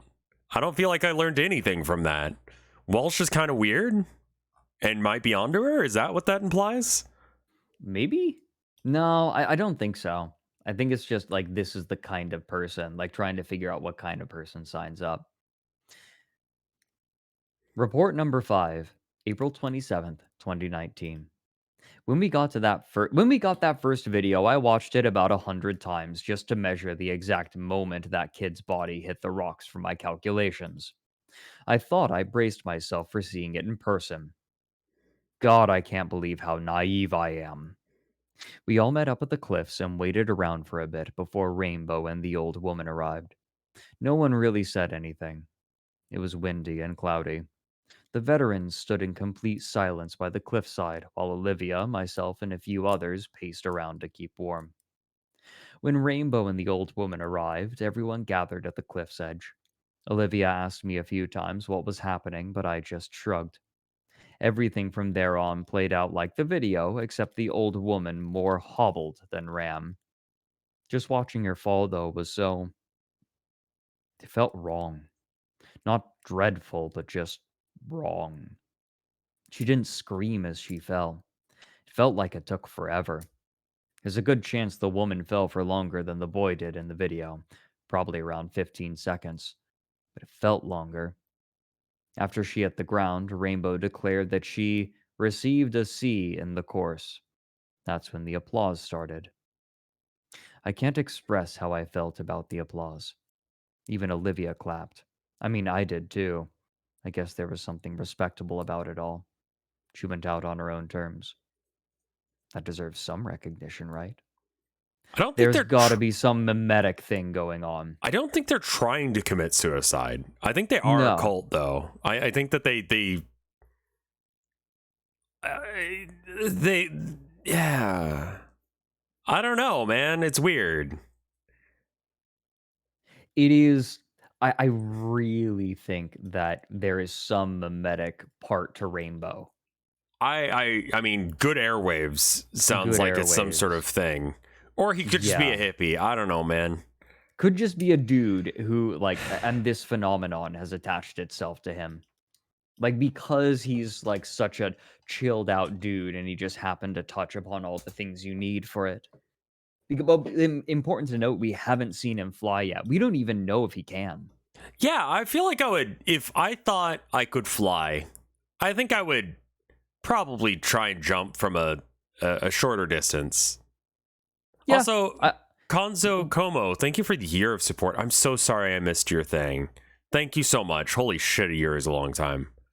God, I know, right? Like I've been streaming for a year now, and people are starting to hit like more people are starting to hit a year. People who have been there from the beginning, and it's like, holy shit! Wow, people like you like me, you really like me. I know that's doofy, but it kind of does feel that way. No, Like, it does feel that people way. like it. Like, Like, people like my streams. It's legitimately like bizarre to me to see like, yeah, 100-month resubs coming soon in Rev Chat. Fuck, Right? Like triple digits. that's crazy. Right? 4 fucking years and change. And a lot of people tend to like him. So Starbucks adds a little synthetic sub into their coffee. That guy is like so weirdly homophobic that I think he might be gay. Oh, apparently he like used to, quote unquote, used to be gay. Apparently. He's definitely in the closet one way or another. I hate speculating about this kind of thing, but like, yeah, but like, you know, like, I don't know. I feel like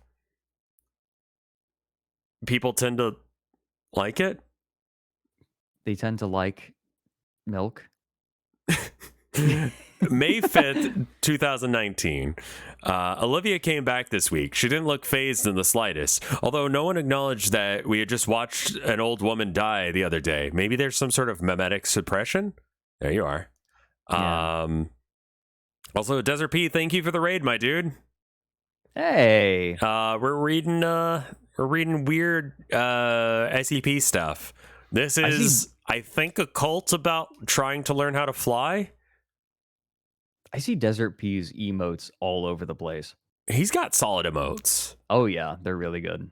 The Yeah, that one's a good one. the Pagona pop. Yeah, Yeah, the pop.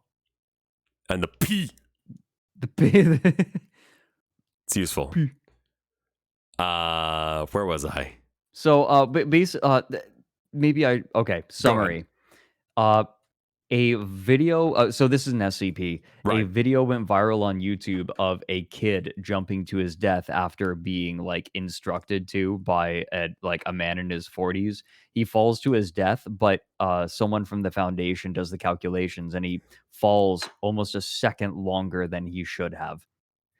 And now, well, this person is investigating, and like there's a person named Rainbow, the bald man in his 40s is named Rainbow, and he's a bit of a hippie with some very good reminiscent airwaves. reminiscent of sort of weird conspiracy theory people on Twitch, or not Twitch, Twitter. Both. Yeah. Although no one acknowledged that we just watched an old woman die the other day. Maybe there's some sort of memetic suppression? I don't think so, because I can say that for certain I felt uneasy. I don't know why I would be the exception, but Olivia looked like she felt, I don't know, more at ease. She spoke up more today than in the past. She looked happy. Anyway. Okay. Can I give another theory? Okay. Maybe it's not the action itself to which the meme is applied, but the memetic hazard is applied. But what if it is applied in the way that it draws in the people who would react this way? Because this is a very peculiar way to react. It could also just be a cult. It could just be a cult. Yeah, the more I say it, the more I'm like, that sounds like just like a cult.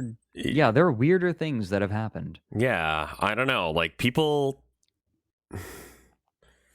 Yeah.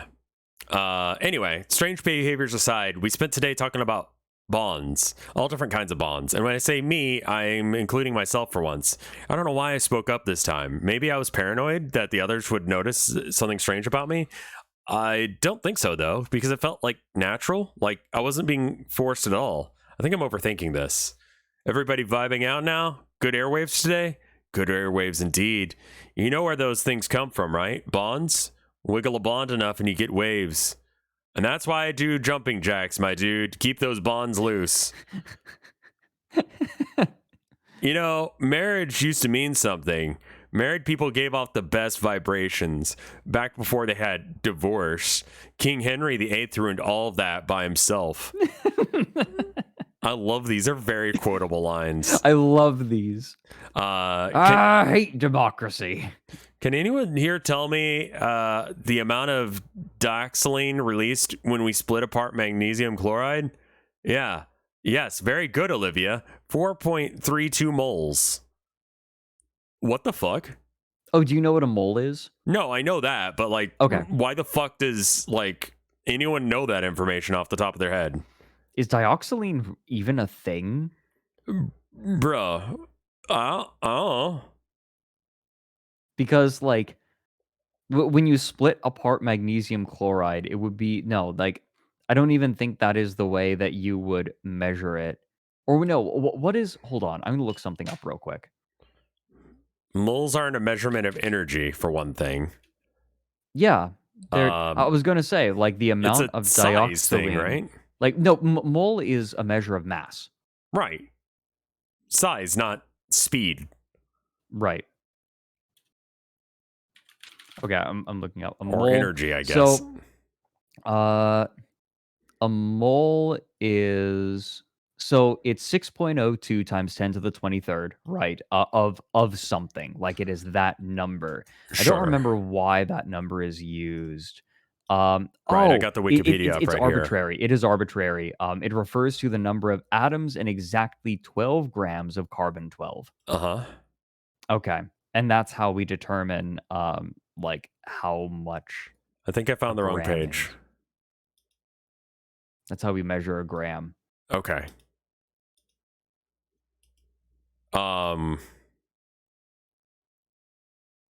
Yeah. It's for Avogadros now. Oh yeah. All this is coming back to me. That's why we're all here, you know. One I leap feel- attracts our ideal bond brothers and sisters. That's why you're all here. Wiggle on, my dudes. Good airwaves. I hate this guy so much. So we got Lynn and Walsh talking again on Report 7. What a slap this person. Like, do you know the story The Four Fists? No. It's a story about like a financially successful man who is like well loved by the public, like just successful by most definitions. And it's the story of how he 4 times in his life had been punched in the face, and how each time it made him realize that he was wrong. Like he was a big enough man to realize he was wrong. And like the punch to the face was sort of a reset. I mean, yeah, usually when I've gotten like punched, like it makes me kind of go, am I doing this right? Right. There are two things you can do. Like there are two reactions to being punched. You either fight back, or you realize, wait, yeah, no, I fucked up here. Right? Like, what did I do to get punched? I mean, I got punched at a protest once, and I still think I was right. I just accepted that I got punched as a result. So I think, Right. you know, sometimes, but I didn't fight back because, I mean, that's not who I am as a person. So, third option, you get punched and you don't change anything about your life and you don't attack them. Yeah, because getting punched isn't always a huge deal. It depends on the context, right? Yeah. I mean, the height difference really does help me. Like, I don't think I've ever gotten hit in the face good, you know? Because people's arms are too short to, like, get a good swing in. Fourth option, you accept that you are wrong and you punch back anyways. I mean, I guess that's the pundit square right there. The Punnett square of evolution, like you pass down punched. this trait. Okay, so report 7 is you again, and then Yes. You'll be Walsh and I'll be Lynn. All right, sounds good. May 7th, 2019. I got in touch with Olivia again just to have another one-on-one chat. I wanted to know why she seemed so calm. I've seen some terrible things in my time at the Foundation, so I've chalked up my numbness to that, but I couldn't seem to explain Olivia. The interview didn't give me a concrete answer, but, well, you'll see in the transcript. Are these coffees going to become a weekly thing? Because I wouldn't be against that. I mean, they can be. I wouldn't be against it, but I don't know why you'd want that. I don't know. You're just interesting to talk to. Okay, thanks. Anyways, you had something you wanted to talk about? I wanted to talk to you about the exam we saw a while ago. What about it? You watched a woman throw herself off a cliff, and you still came back to the same people who told her to do it. Why? I mean, you came back as well. It's probably for the same reason. I'm not sure you know why I'm here. In that case, I think I'm just curious. Curious? Walsh thinks to herself for a moment before leaning forward and motions Lynn to come closer. Lynn also leans forward as well. Like, after we all went home, I was feeling all kinds of things.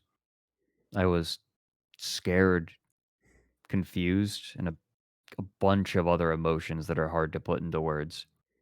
I skipped class on Monday to deal with them. I don't know what it was, but there was something that just clicked for me. All the talk about vibes and airwaves made sense. Not like in any way that I can describe. It just fits like a puzzle.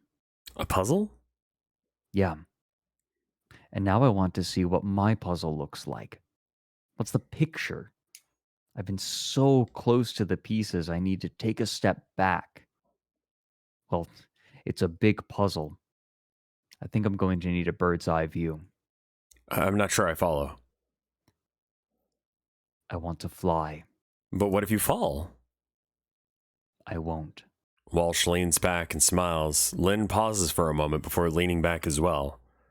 I see. Are you okay? You seem a little spaced out. I'm fine. I think I forgot to do something back at my apartment, though. I have to go. I'm sorry. No problem. We can talk more next week. Right, of course. Next week. See you later. Good airwaves. Uh-oh. The airwaves, they've gone to her. May 9th, 2019. Today, Rainbow announced that Olivia would be graduating early due to her excellent performance in the past few days. She's taking the final exam this weekend. I know I shouldn't do anything. Not, but like, I don't know. She looks so happy. She knows she's going to jump to her death, though. Or, I mean, I don't know anymore. Maybe she flies? I hope she flies. Her life's been too short to end on the bottom, or the rocks at the bottom of the cliff. So much for weekly coffees. You ever see one of those street magicians? Good airwaves, those guys. I used to do card tricks. My parents said I was pretty good. Sleight of hand, though. Something about sleight of hand always gets me. Shit disappears right before your eyes. No screens or anything. It's just right there. Studies have shown that diloxylene measurements after being shown a magic trick are higher than after witnessing a true miracle. I should have been a magic man. You're not really living if you don't have regrets. They are doing God's work, those street magicians. God's work. I bet the big man could do a mean coin routine.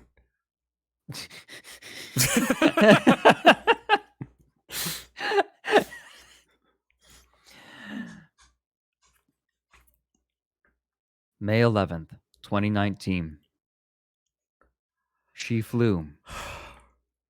I'm going to try to list in as much detail as possible everything that happened in case any of it contributes to triggering the phenomenon. 1. Olivia arrived with Rainbow wearing jeans and a white t-shirt. 2. Everyone gathered around the cliff edge she was going to jump off, just like last time. 3. Olivia didn't act very different. The others all seemed excited and a little jumpy, but she was much calmer. 4. Olivia lined up and took her mark. 5. Rainbow began to chant one leap over and over. Everyone, myself included, joined in. 6. Olivia closed her eyes.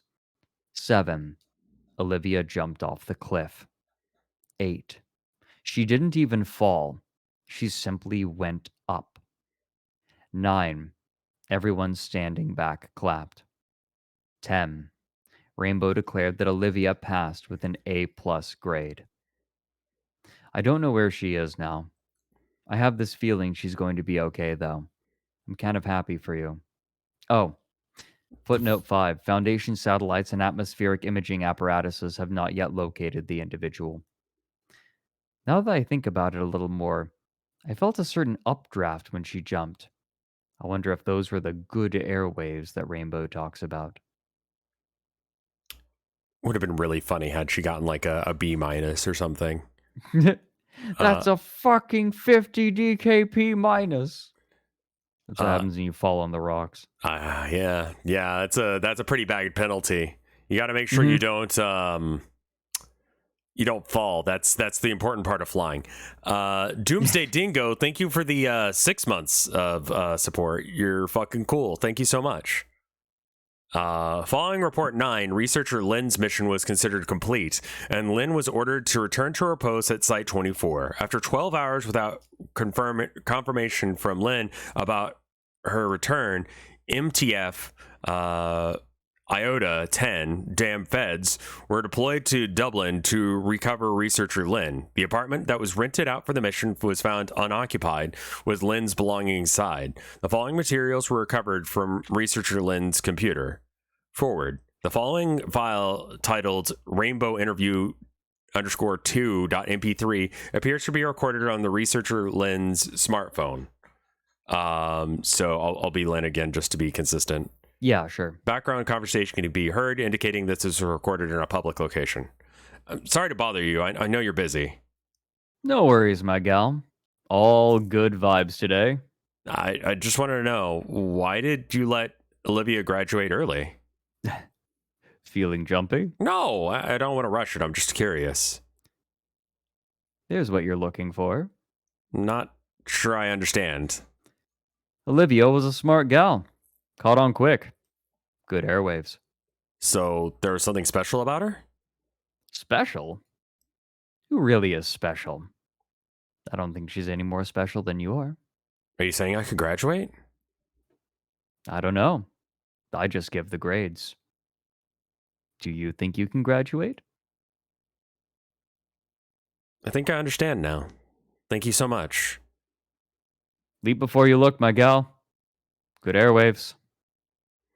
The following file titled 01103 stream V0491.mp4, which is the same naming convention used by videos streamed from the Foundation distribution field cameras. Researcher Lynn had been provided with one such camera for the purpose of her mission. Video transcript. Video shows the edge of a cliff that appears there appears to be no one else around. The sky is dark. However, the cloud cover is obscures the sky. Okay, I think I figured this out, and I'm gonna see what's up there. It's part of my job, and like I just know I can do it. It's hard to explain, but I don't know where I got the conviction from all of a sudden, but it's there now. I don't want it to slip away from me. Lynn takes a deep breath and prepares to run towards the edge. Under her breath, one leap, one leap, one leap. Lynn runs towards the cliff edge and jumps. She begins floating upwards. One leap, one leap, one leap. Lynn's body flattens out. She spreads her arms. Her laughter can be heard over the sound of wind against the microphone. After 3 minutes, Lynn enters a cloud. Can I open my eyes now? Estimates of Lynn's speed predict that she could have left the cloud cover at this point. However, the fog continues. A light can be seen ahead. God. So she should have been above the clouds, but she stopped. She's once somewhere she got else. To, She's somewhere else. I can feel the updraft pushing me somewhere. I think I'm flying. I don't want to look. Lynn nears the light. A silhouette can be seen against the light, but his features cannot be distinguished. Catherine, is that you? Olivia? I can't tell what's there. Where? I haven't opened my eyes yet. It's okay. No need to apologize. Good airwaves. Good airwaves. The figure extends its hand. Reach out and grab my hand. I'll pull you up. Got it. Lynn reaches her hand towards the figures. The figure grabs on and appears to pull Lynn so they are facing each other. Due to the light behind the figure, no features can be distinguished. Your hand feels cold. Are you okay? I'm vibing out. Looks like you found your wings. Yeah, I have. I'm still having a hard time wrapping my head around it all. Well, you're here now, my gal. Lynn releases the figure's hand. They both hover in the air. You're doing that thing where you sound like Rainbow again. All right. I guess he's just rubbed off on me. I have so much I want to say. I can't believe you're here as well. I was worried that it'd just be me in the clouds. Well, this is the way it turned out. It's almost like a dream. I never want to wake up. We can even follow through with our weekly coffees. Coffees? Yeah, we said we were going to try and meet up once a week and just talk. All right. Sorry, it just slipped my mind. You are Olivia, right? Do you not believe me? You don't look like Olivia. That's Researcher not cool at all. Researcher Lynn's body was found impaled upon the rocks at the bottom of the cliffs of Moor. Attempts to locate Rainbow or any other members mentioned in Lynn's previous reports have been unsuccessful. Containment of all individuals associated with One Leap is considered a level 4 priority. Oh no, not a level 4. I don't know what level 4 means. I don't either. That's okay. All right, one more, and what then the fuck? That was. I like that it didn't just straight up tell you what was happening. I want to say that like aliens or some shit.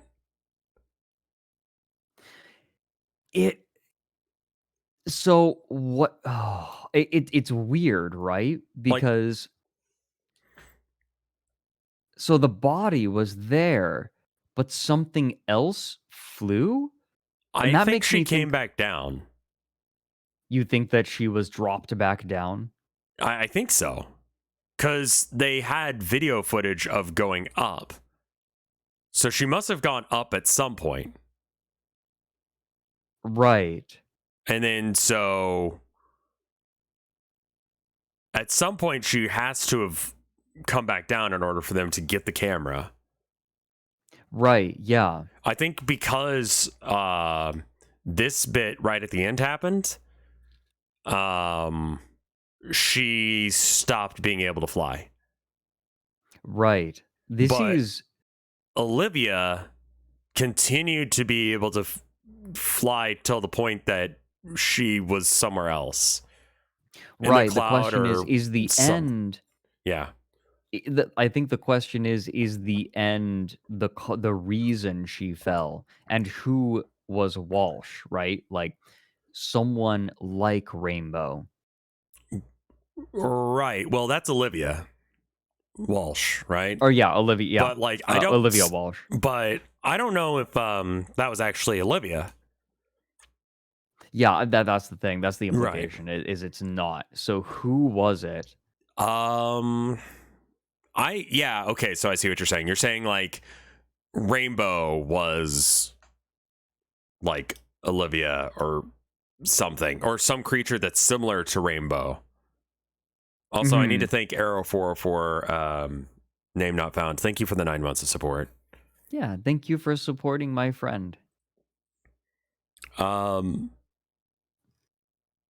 That was fucking weird. I like this weird. One. I like it a lot. I like it a lot. It's weird. I'm not entirely certain on everything that happened, but it has good airwaves. It does have good airwaves. You're right. I wonder if rereading it would achieve anything, because knowing that they can actually fly. I'm gonna peruse real quick. Yeah, that's what I'm doing right now as well. Let me know if you see anything weird. Yeah.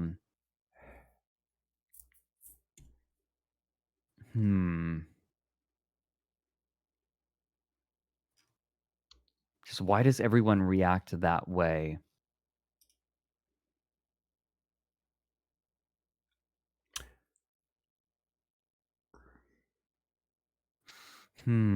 I used to have dreams where I could fly.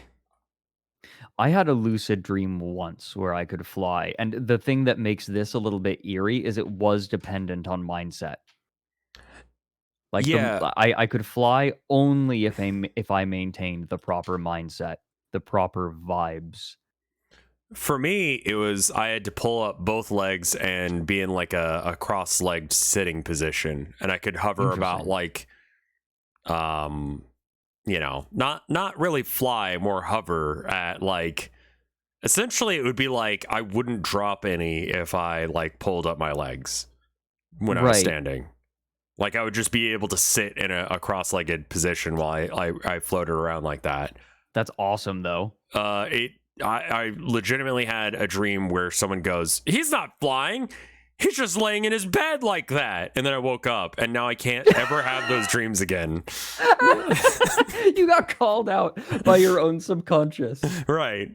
What a faker bitch. Yeah, exactly. And so now I seriously have not had another dream like that since then. That's amazing. You got canceled in your dream.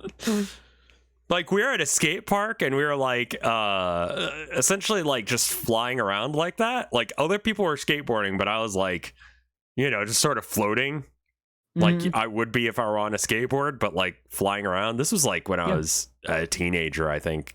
So like it was a while ago. That's so fucking good.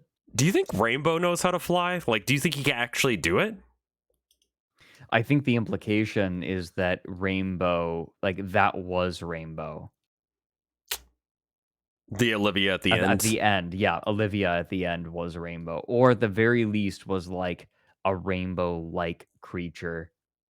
I want to believe a rainbow-like creature. Or maybe they're not creatures. Like, maybe it's not a creature. Maybe it almost like it's not a hallucination because there are other recordings of it. Right. And like she saw, I mean, I guess it could have been a hallucination because we don't have video evidence of her flying. Olivia or Lynn says she saw it. Right. Yeah, there was no video of it. It makes me think that the longer you're in it, like it must be hallucinatory. Some element of it maybe is hallucinatory rather than all of it being like, oh yeah, you can actually eventually fly. But, you know, the whole well, fuck. Is she an unreliable narrator from the very beginning when she sees the YouTube video and goes, huh, that's weird? I think that might be it. Like in the first video, like she saw him stay up for a little too long, and that's what started the whole thing. No one corroborated that evidence. She just started doing her own research on it. Right. That's really weird. I think that this might be Memetic. So it got to her brain at some point, and I mean, it seems like a situation that sort of like, as long as no one else does this is sort of a situation that solves itself, right? Right. Like, I think as long as you make sure that anyone who tries to do this, you just like get rid of, you're fine. Yeah, it's a cognito hazard at the very least. Yeah. There's something going on. Mm-hmm. All right. I mean, like, even if they actually are flying, some element of it is cognitive. Right, because they at least have to be in the correct mindset to be able to see the puzzle from above, from the bird's eye position. Mm-hmm. So, like, position a sniper. Yeah?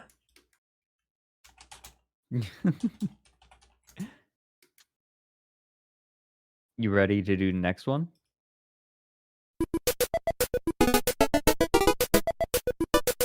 Wait, position a Rev? Yeah. Sorry. Where are you? Sorry, yeah, no, I'm good. I was just doing a thing. SCP-1689. Okay. Do you want to read the special containment procedures? This is yeah. Yeah, I've got us covered. So it's safe class. SCP-1689 is currently under restricted access in area medium-size artifact storage. Compartment SCP-1689 is to be stored tight, shut with its mouth facing upwards at all times. Access is limited to level 3 personnel with the exception of site cooking staff. Exploratory access to SCP-1689-A requires approval from a level 4 personnel. All expeditions must be documented with a complete manifest of equipment and staff to enter. Enzymatic Compound 13 has been developed to aid in exploration of 1689-A. Proposals to establish a mobile site in 1689-A are currently under review. Oh god, is this going to be a vor thing? Probably. SCP-1689 is a burlap bag of potatoes. In its stable state, SCP-1689 weighs 40 to 50 kilograms and contains approximately 200 common agricultural potatoes. Whatever. SCP-1689 is made out of brown, roughly woven jute. The interior of SCP-1689 is vastly larger than its exterior. The designation of SCP-1689-A and SCP-16, and is designated SCP-69 or 1689. Sorry, I wanted to just read 69 apparently. Dash A. Yeah, dash A. SCP-1689 1689. God, my brain is not wanting to do that one. SCP-1689-A is a large extra-dimensional space with an indeterminate volume, measured to be at least 10,000 meters square or cubed, but believed to be much greater, completely filled with potatoes. It's a bag of holding, but they just put potatoes in it. Yeah, fuck you sends you to the potato dimension. Right. Have you seen they like gets consumed by the grain thing? What? No.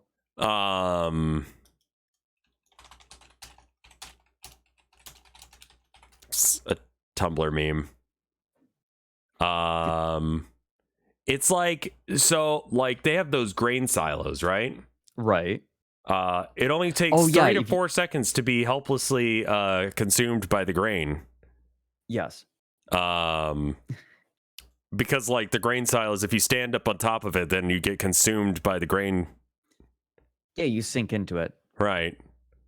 It only takes 3 to 4 seconds to become gay. I'm inflowing. I'm gay.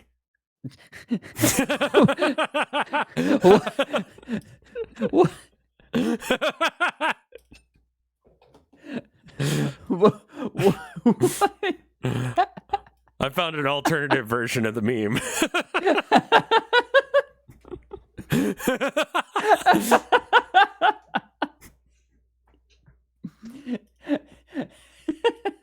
Inflowing, I'm gay. Inflowing, I'm gay. I'm gay. Okay, Can you send that to me? Yeah, sorry, I have to go find it again. This is amazing. I'm going to show my stream now. Here you go. Thank you. Link it in chat as well for anyone who needs to. I'm gay. Because you're flowing. It only takes 3 to 4 seconds to become gay. I'm flowing. I'm gay. Yeah, honestly, like we should do this again. Are you down for this like next week? I love this. Yeah, let's do it. Okay, because we got several more. If you guys have more recommendations, like in the comments on YouTube is good, or like if you're a Discord sub of mine, send me recommendations. Yeah. Hell yeah. Well, thank you. No, this is great. I'm loving this. And they're good. See, here's the issue with SCPs, right? Mm-hmm. About like 20% are good. Mm-hmm. Like good. Good, where you actually go, huh? Like that flying one was good, you know? Mm-hmm. You gotta like, sit down and think about it for a bit, right? Yeah.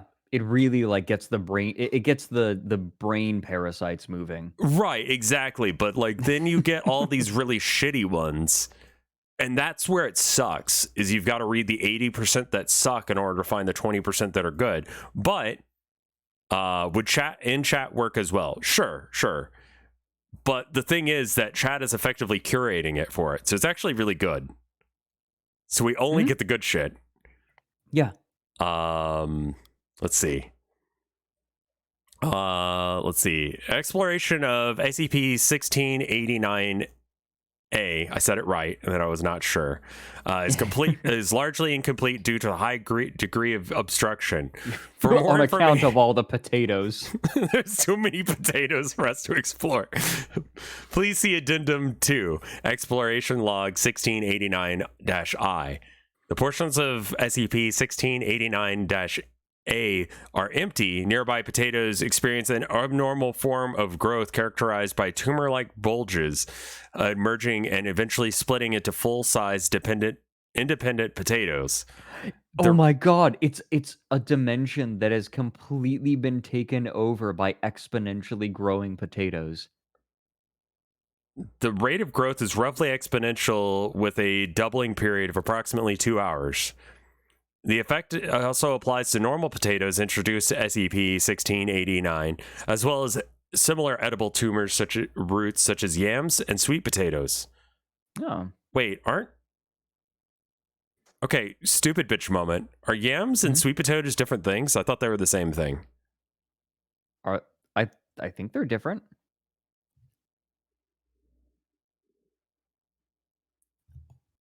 Are they the same thing? Yeah. I'm not sure. Yams are different. Yes. Yeah. Okay. Well, there you are. I learned all I can something think today of when about I hear- yams. All I can think of when I hear yams is Coach Z from Homestar Runner going, "Yeah, I'm just having some gravy, yams, and stuffing ham." Like he's on the phone with his parents. Yes. Like, yeah, I'm having some gravy, yams, and stuffing ham. No, I'm not alone. Yes, this phone is plugged in. God, I need to go back and watch Homestar Runner. I don't know if they like hold up still. I'm afraid that they won't. I have gone back and it holds up pretty well. Okay. Like it's still consistently quite funny. Okay. I think what helps to make it funny is that Strong Bad is like a complete loser. He is consistently very bad at everything he interacts with. Yes. Completely incompetent. And I think like just Homestar also weirdly like holds up as a character. Like he is consistently weirdly funny. Like it's a good dynamic of characters. It's a really good show. Yeah, and then apparently he characters worked on, what was it, Yo Gabba Gabba, I want to say? Yeah. Yams are different than sweet potatoes. Yams are an African tuber with white flesh. Sweet potatoes have orange flesh. Okay, well. Anyway. All right. Although none have been found to occur within SCP-1689 naturally. And then do you want to read the 2 addendums? Because that was a long description. Yeah, sure. That just fair amounts. There's an exploration log. Yay! Oh yeah. I love this guy. I love the exploration logs on like anything. Mm-hmm. There was one. Okay, chat. I need.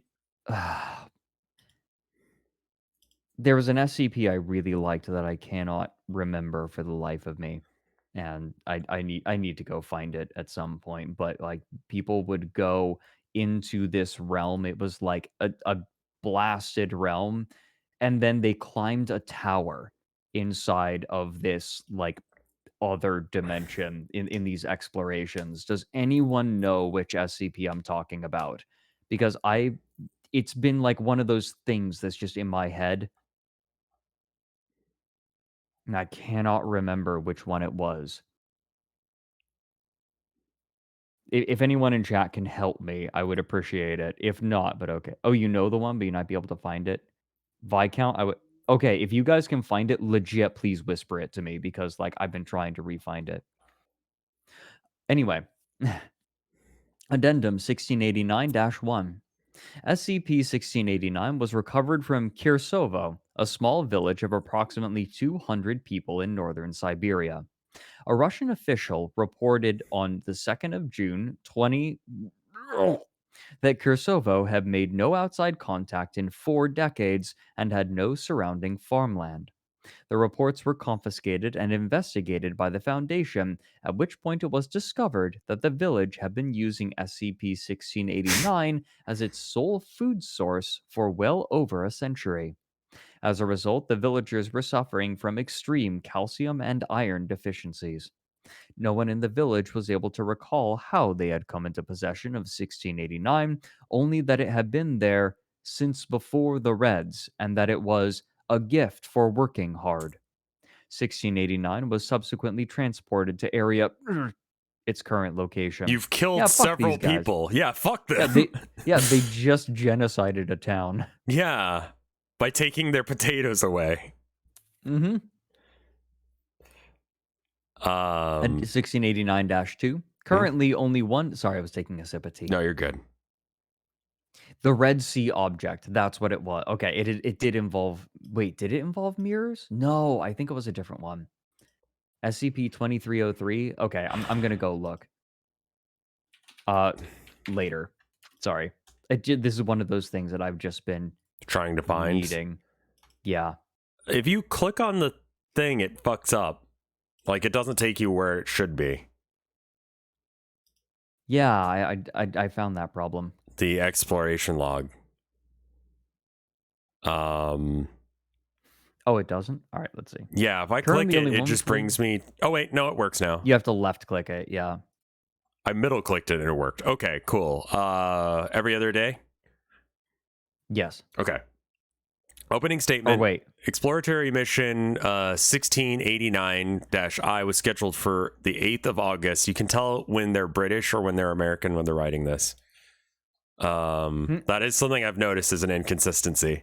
August 20 with the exploration team of 4 led by Captain Cameron Wells. The team was informed of their upcoming assignment on the 2nd of August 20. For more information, see mission 1689-I manifest, equipment manifest. Mission log, Captain Wells, day -6. They told me today that I was going to be leading Fredrik, Carlin, and Xander, it's a good name, into a sack of potatoes. Okay. Apparently it's bigger on the inside, or it's a pocket dimension, or it's a portal or something to somewhere full of potatoes. At this point, nothing surprises me. Oh, and this is supposed to be an official log, so I am supposed to be calling them Agents Merrill, Ozels, and Peterson, but no one checks these, so I fucking won't.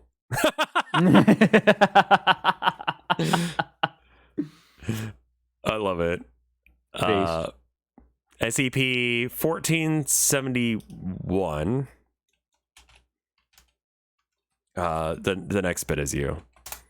Okay. Oh, Captain. Wait, 1471. Where? Oh, I'm sorry. No, it's a mission log. Someone in chat was just giving recommendations, so I'm trying to write them down real quick. Okay, cool. Valid. Mission log, Captain Wells, day 1.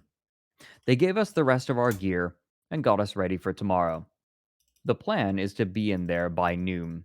Labs produced this really cool liquid for us to use. It's some kind of acid or enzyme that dissolves the potatoes into a starchy paste.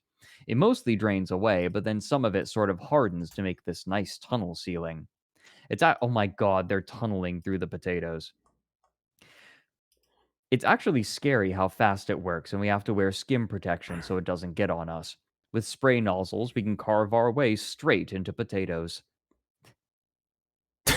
Mission log, Captain Wells, day 0. It was pleasant to find that they had already cleared out a small room on the other side of SCP-1689, made out of plywood. It was certainly weird crawling into a bag and coming out into a totally different room, but then again, nothing surprises me.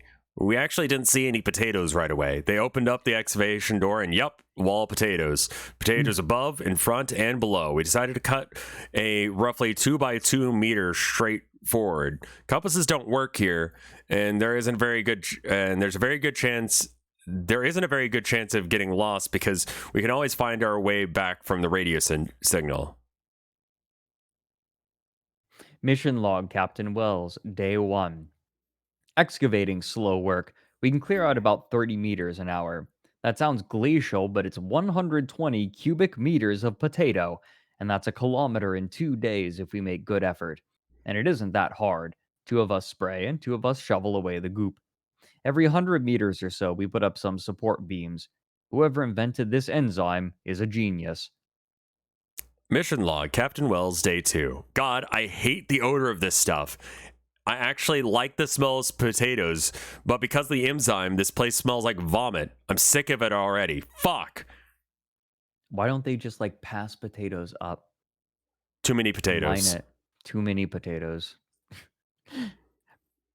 Mission log, day 5. We accidentally spilled some enzyme on the ground today, and it turns out we were only a meter off this concrete floor.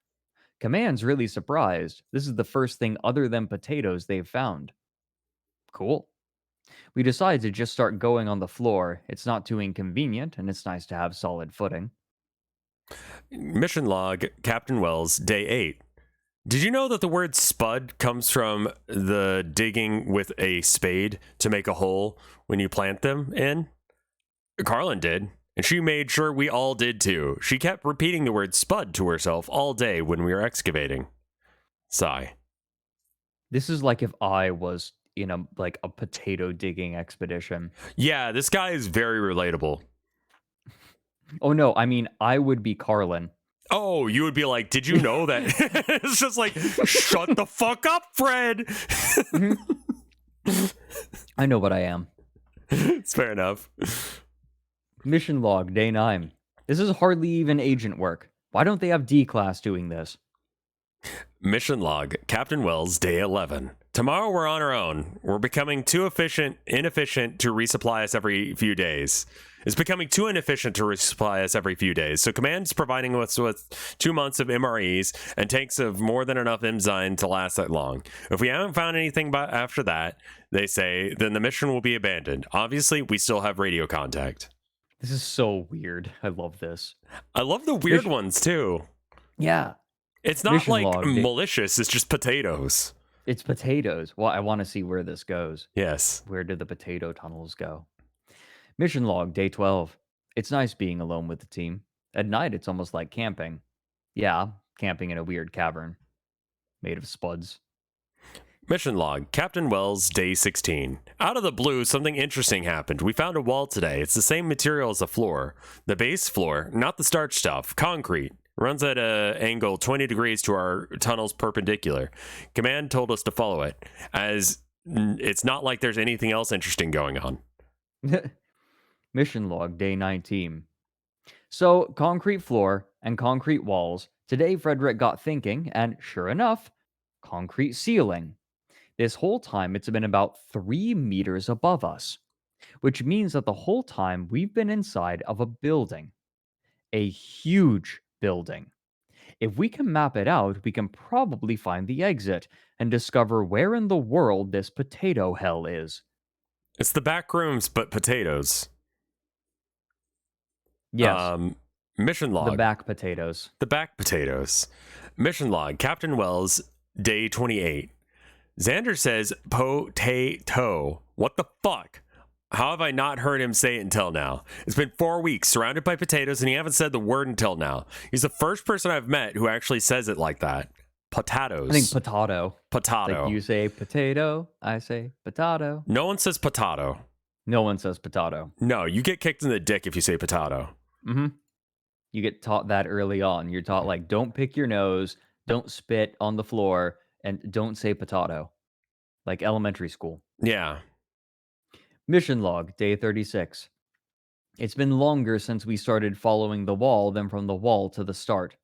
Xander thinks it isn't going anywhere, but Fredrik wants to press on. Yeah, that sounds like me. Command deferred to me, and well, I don't want the last month to have been pointless. We'll go for another 3 kilometers at least. Mission log, Captain Wells, day 38. Today, we decided to blow a fucking hole in the wall. Carlin had charges in her pack. God knows why, so why not? The wall wasn't going anywhere. We all stood clear and blasted. It took a long time to clear all the mashed potatoes away, but we sure enough created a 3-meter hole. Guess what's on the other side? Potatoes. Sucks. I love it. It's like, oh yeah, it's been nothing but potatoes. Concrete. Well, what's on the other side of the concrete? Potatoes. Mission log, day 39.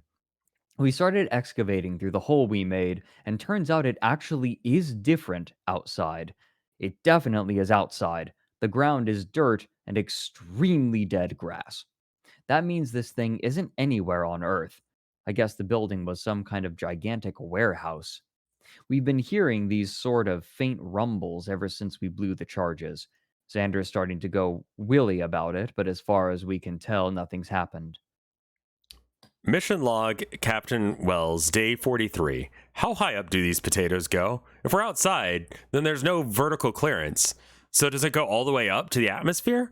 Is the whole universe filled with potatoes? It's weird thinking we're outside. It doesn't feel any different than being inside the building. It's like we're underground.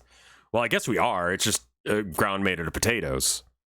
They've been in potato hell for 43 days. 44 now. Welcome to potato hell. Fucking mission log, day 44. We found an actual tree. A dead one, surrounded by potatoes, but a tree rooted in the ground nonetheless. We had to be careful about it because the enzyme chews it up, but we managed to fully uncover it. Its branches were sort of weird, splitting at these perfect 30-degree angles, but overall it looked pretty normal. The lab had me collect a bark sample. It totally made the outside fact real. What is this place? Mission log, Captain Wells, day 48. Xander was worried about the rumbles we've been hearing, so he turned back to look. Turns out, about a couple 100 meters of our tunnel is caved in. Command didn't know either. They said they started digging us out on the other side, and that was my choice. It was my choice if I wanted to keep excavating.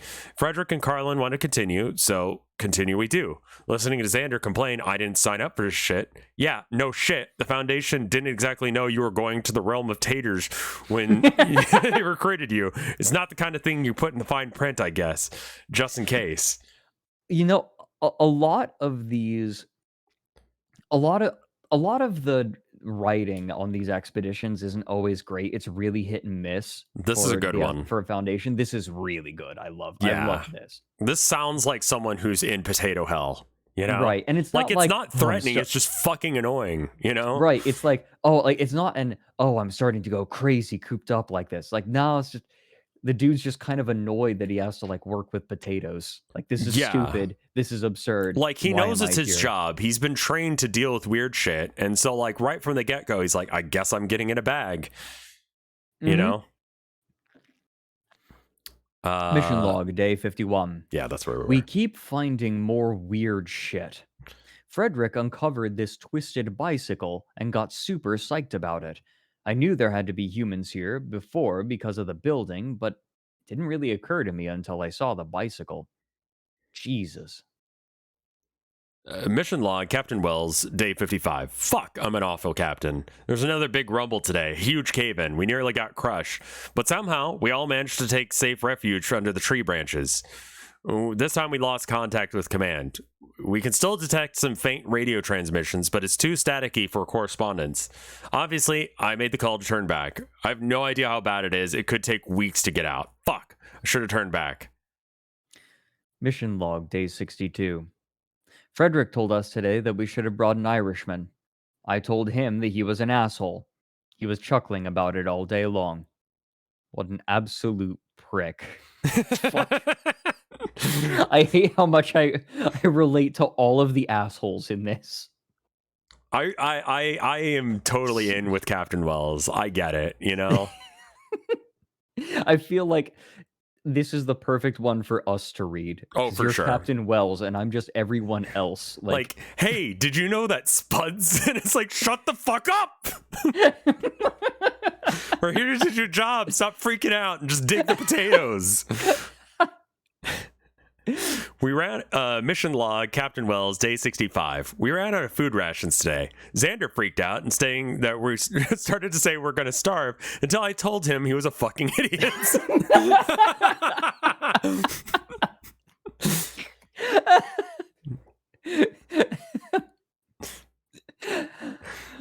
Mission log, day 67. We should have brought a goddamn spice kit. Carlin actually had cooking equipment in her pack, God knows why, so we can prepare the potatoes a couple of different ways. But it's still potatoes. My taste buds are starting to shut down. This is going to take forever. Mission log, Captain Wells, day 68. It's too hard to clear out the original tunnels we made. It'll be quicker to just cut straight back to the bag anyway. Tomorrow, I'll tell my team that we're going to start carving a new tunnel. That seems like a bad idea. Yeah. Like, shouldn't you go... Because you blasted a hole in the wall. How are you going to find that fucking hole again? Right.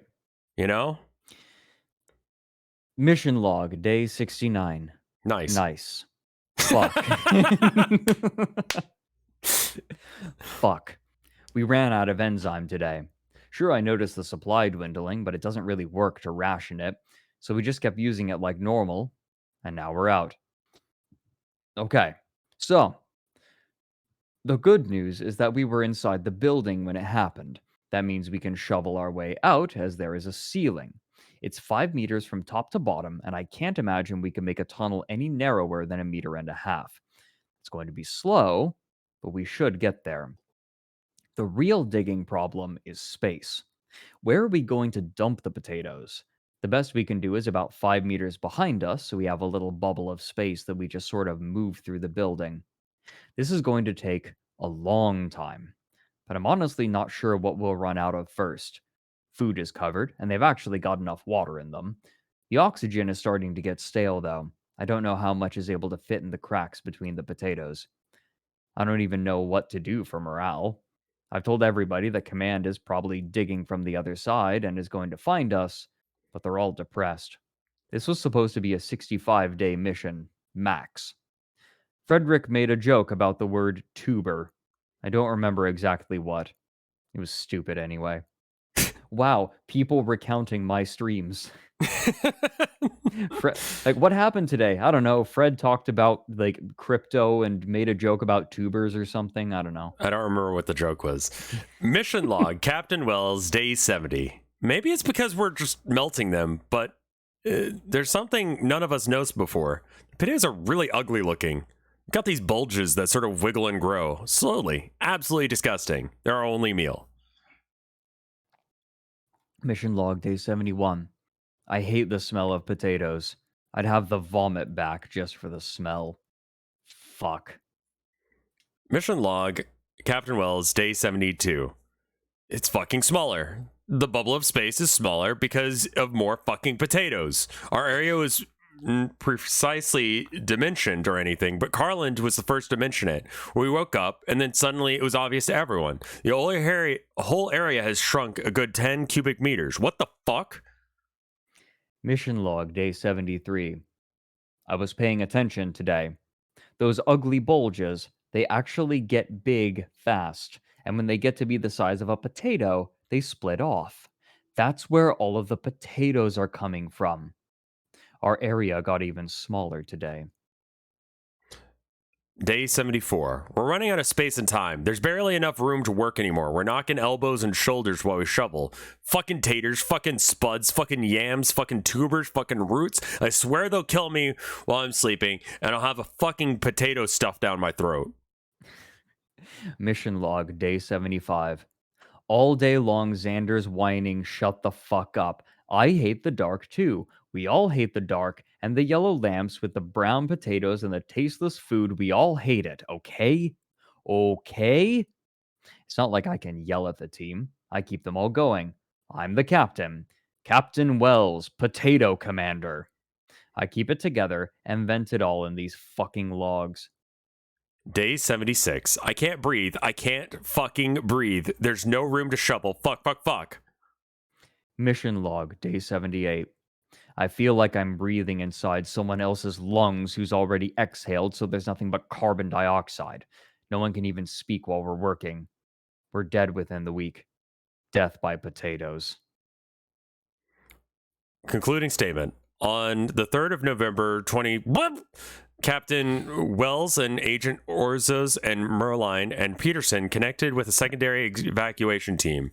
Although they were suffering from oxygen deficiency and a deteriorated mental state, all team members fully recovered within 3 weeks. Captain Wells declined to write a post-mission summary. So they got out. Everyone got out barely. So what does this imply? There's a whole fucking universe that was taken over by potatoes? Yes, and there is a bag that like allows access to the potatoes.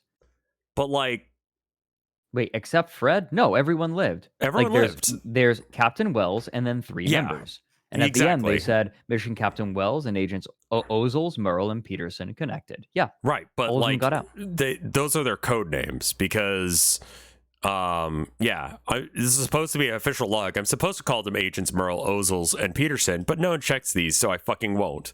I think that's their last names. Probably. I think Fredrik is Merle, maybe? Yeah, Fredrik Merle. Yeah. Fredrik Merle, Carlin Ozels, and Xander Peterson. Okay.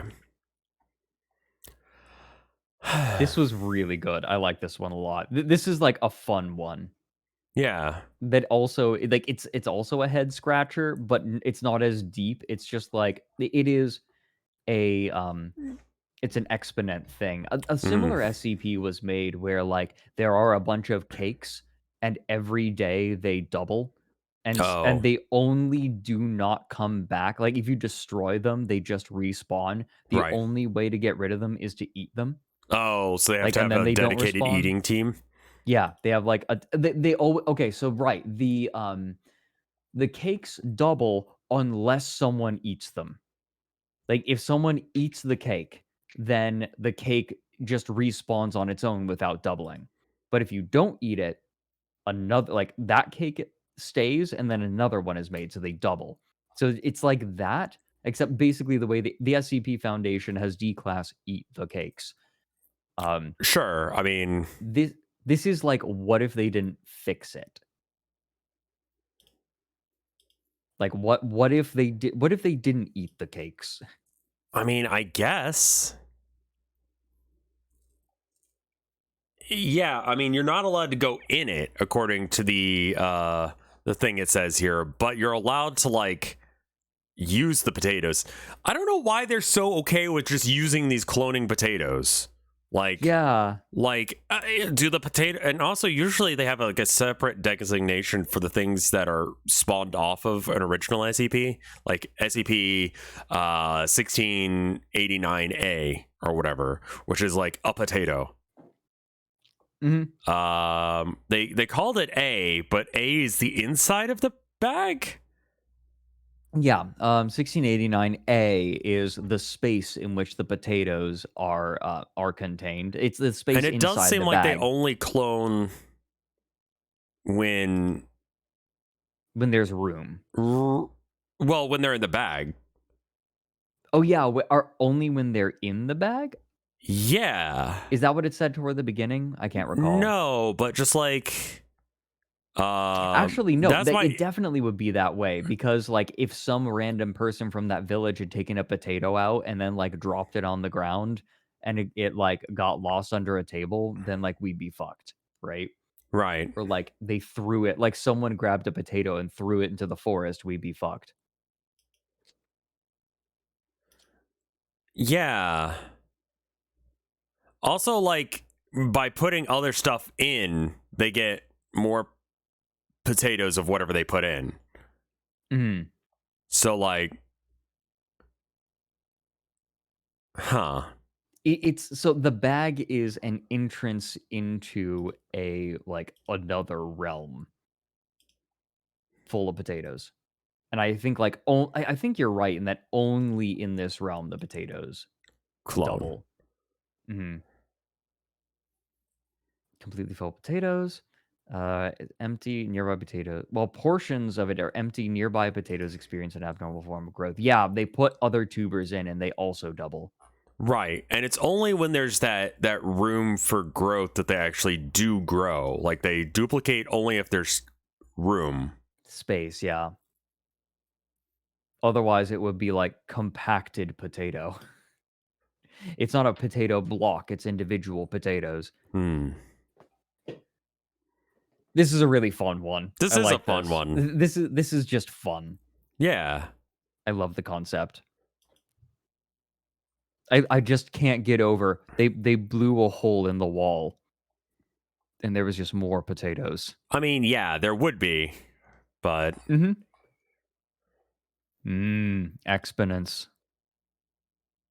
I wonder if you like, huh?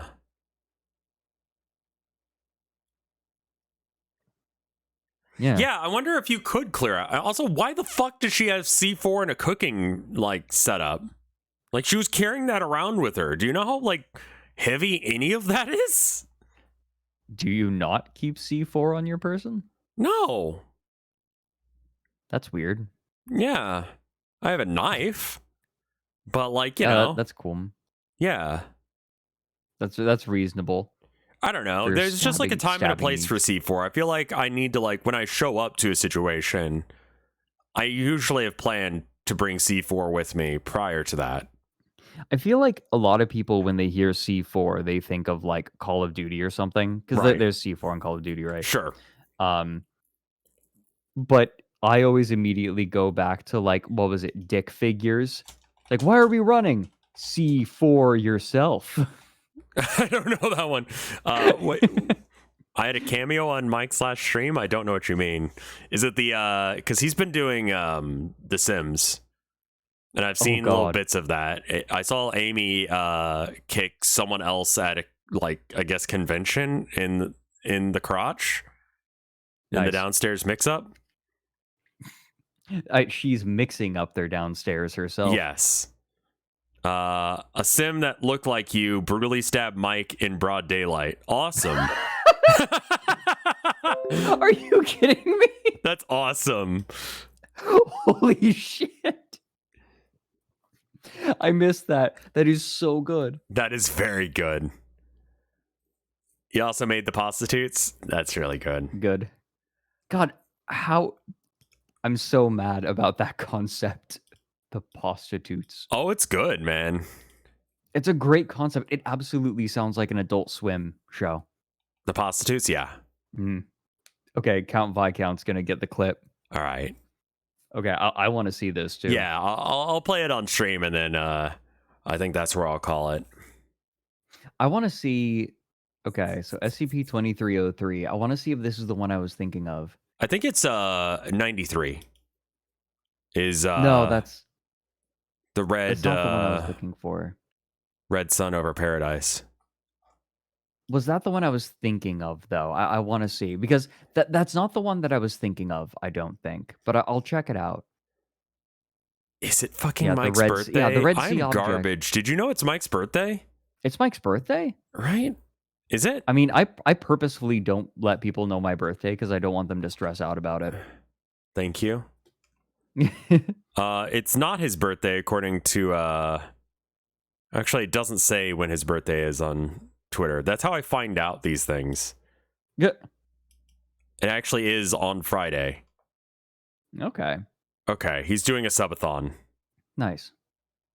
Okay. Fuck, that reminds me. I want to do a subathon where the thresholds are I play a new digital homicide game.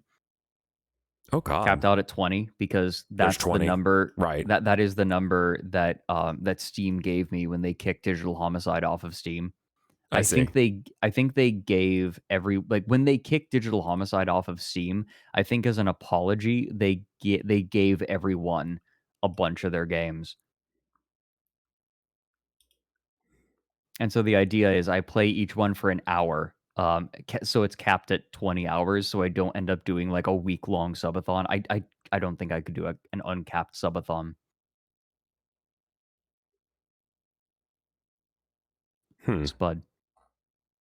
Spud. Tuber. Birthday Miku-fication donation-a-thon. Yeah, we'll rate him. If he's being Miku again, you guys gotta see it. Did we get that link? I can always just go find it on my own. But why don't we raid him? And that's gonna be it for me. Is there anything you want to show before we go? Oh, is there? I'm sure there's something that I want to show you. Oh, here it is. Holy fuck! Somebody. You want to see a cute Frenchman trying to say the word involuntary? Oh, I wanted to mention, tomorrow I'm going to be doing a Christmas movie stream. I'm going to be showing Rhapsody Street Kids to a couple of unsuspecting Frenchmen. Oh, I haven't actually finished it. I've never seen it. I know of it. It's the 3D, like the weird 3D thing, right? Yeah. Rev? Yeah. Would you like to join tomorrow? What time? 10 a.m. Pacific. What time is that for normal people? Hold up. 1 p.m. That's when I normally start streams, so that should be fine. Yeah. Also, this is one of the people that you're inviting? Yeah, this is one of the people who's going to be joining. I love Andre. Involuntary story. Andre and Leroy are both joining. Involuntary? How do I say that? Involuntary. Involuntary? Involuntary. Wait, let me on Google. Let me go on Google. Involontaire. Involontaire? Involuntary. Involuntary. Do you ever get like an involuntary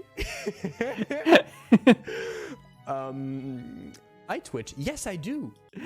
I really like that because I've only ever been on the other end of that, where I see a French word or something, and I'm like, what the fuck? How do you pronounce that? And I pronounce it like an American, but seeing a French person pronounce an English word like a French, because I can see where it's going, you know? Mm-hmm. That's, yeah. I learned a piece of wisdom that I think is really valid. Thank you. If you hear someone mispronounce a word, don't make fun of them for it, because it means that they read it and took the time to look up what it means, but have just never heard it. Yeah, that's true. That's all. Yeah, so never make fun of someone mispronouncing something. I don't talk to people, so I generally do just read words. And I think it's part of the reason that I've got weird accents at times. There's certain words that I pronounce weird because I hear them pronounced only once and only by one person in a very specific context, and that's how I know how to pronounce it. So they could have been holding back a cough or something while they pronounced it. And so now that's how I think it is pronounced, or they have an accent themselves. So I, for one word, adopt an accent. Yeah. It's weird. Anyway, this is apparently me in The Sims. All right, I'm ready. Somebody in the balls while they were playing character. Holy shit! Holy fuck! No! Guys, is anybody gonna fucking do anything about this? I'm being stabbed! Hello? In broad daylight! Wait a minute. Rev? Rev? Dude, somebody in the balls. That disguise is great. You know, no one expect me to walk up in a turban. It's and capris. That's amazing. All right, well, we gotta rate him now. Yes. All right, well, thank you for joining me, man. I guess I'm joining you tomorrow at 1. If you would like to. Yeah, I would love to. I've got a thing with the guy that I need to talk to about a thing, but I told him that I gotta leave before 1, so okay. you know. If you come late, you are free to join late. Don't worry about it.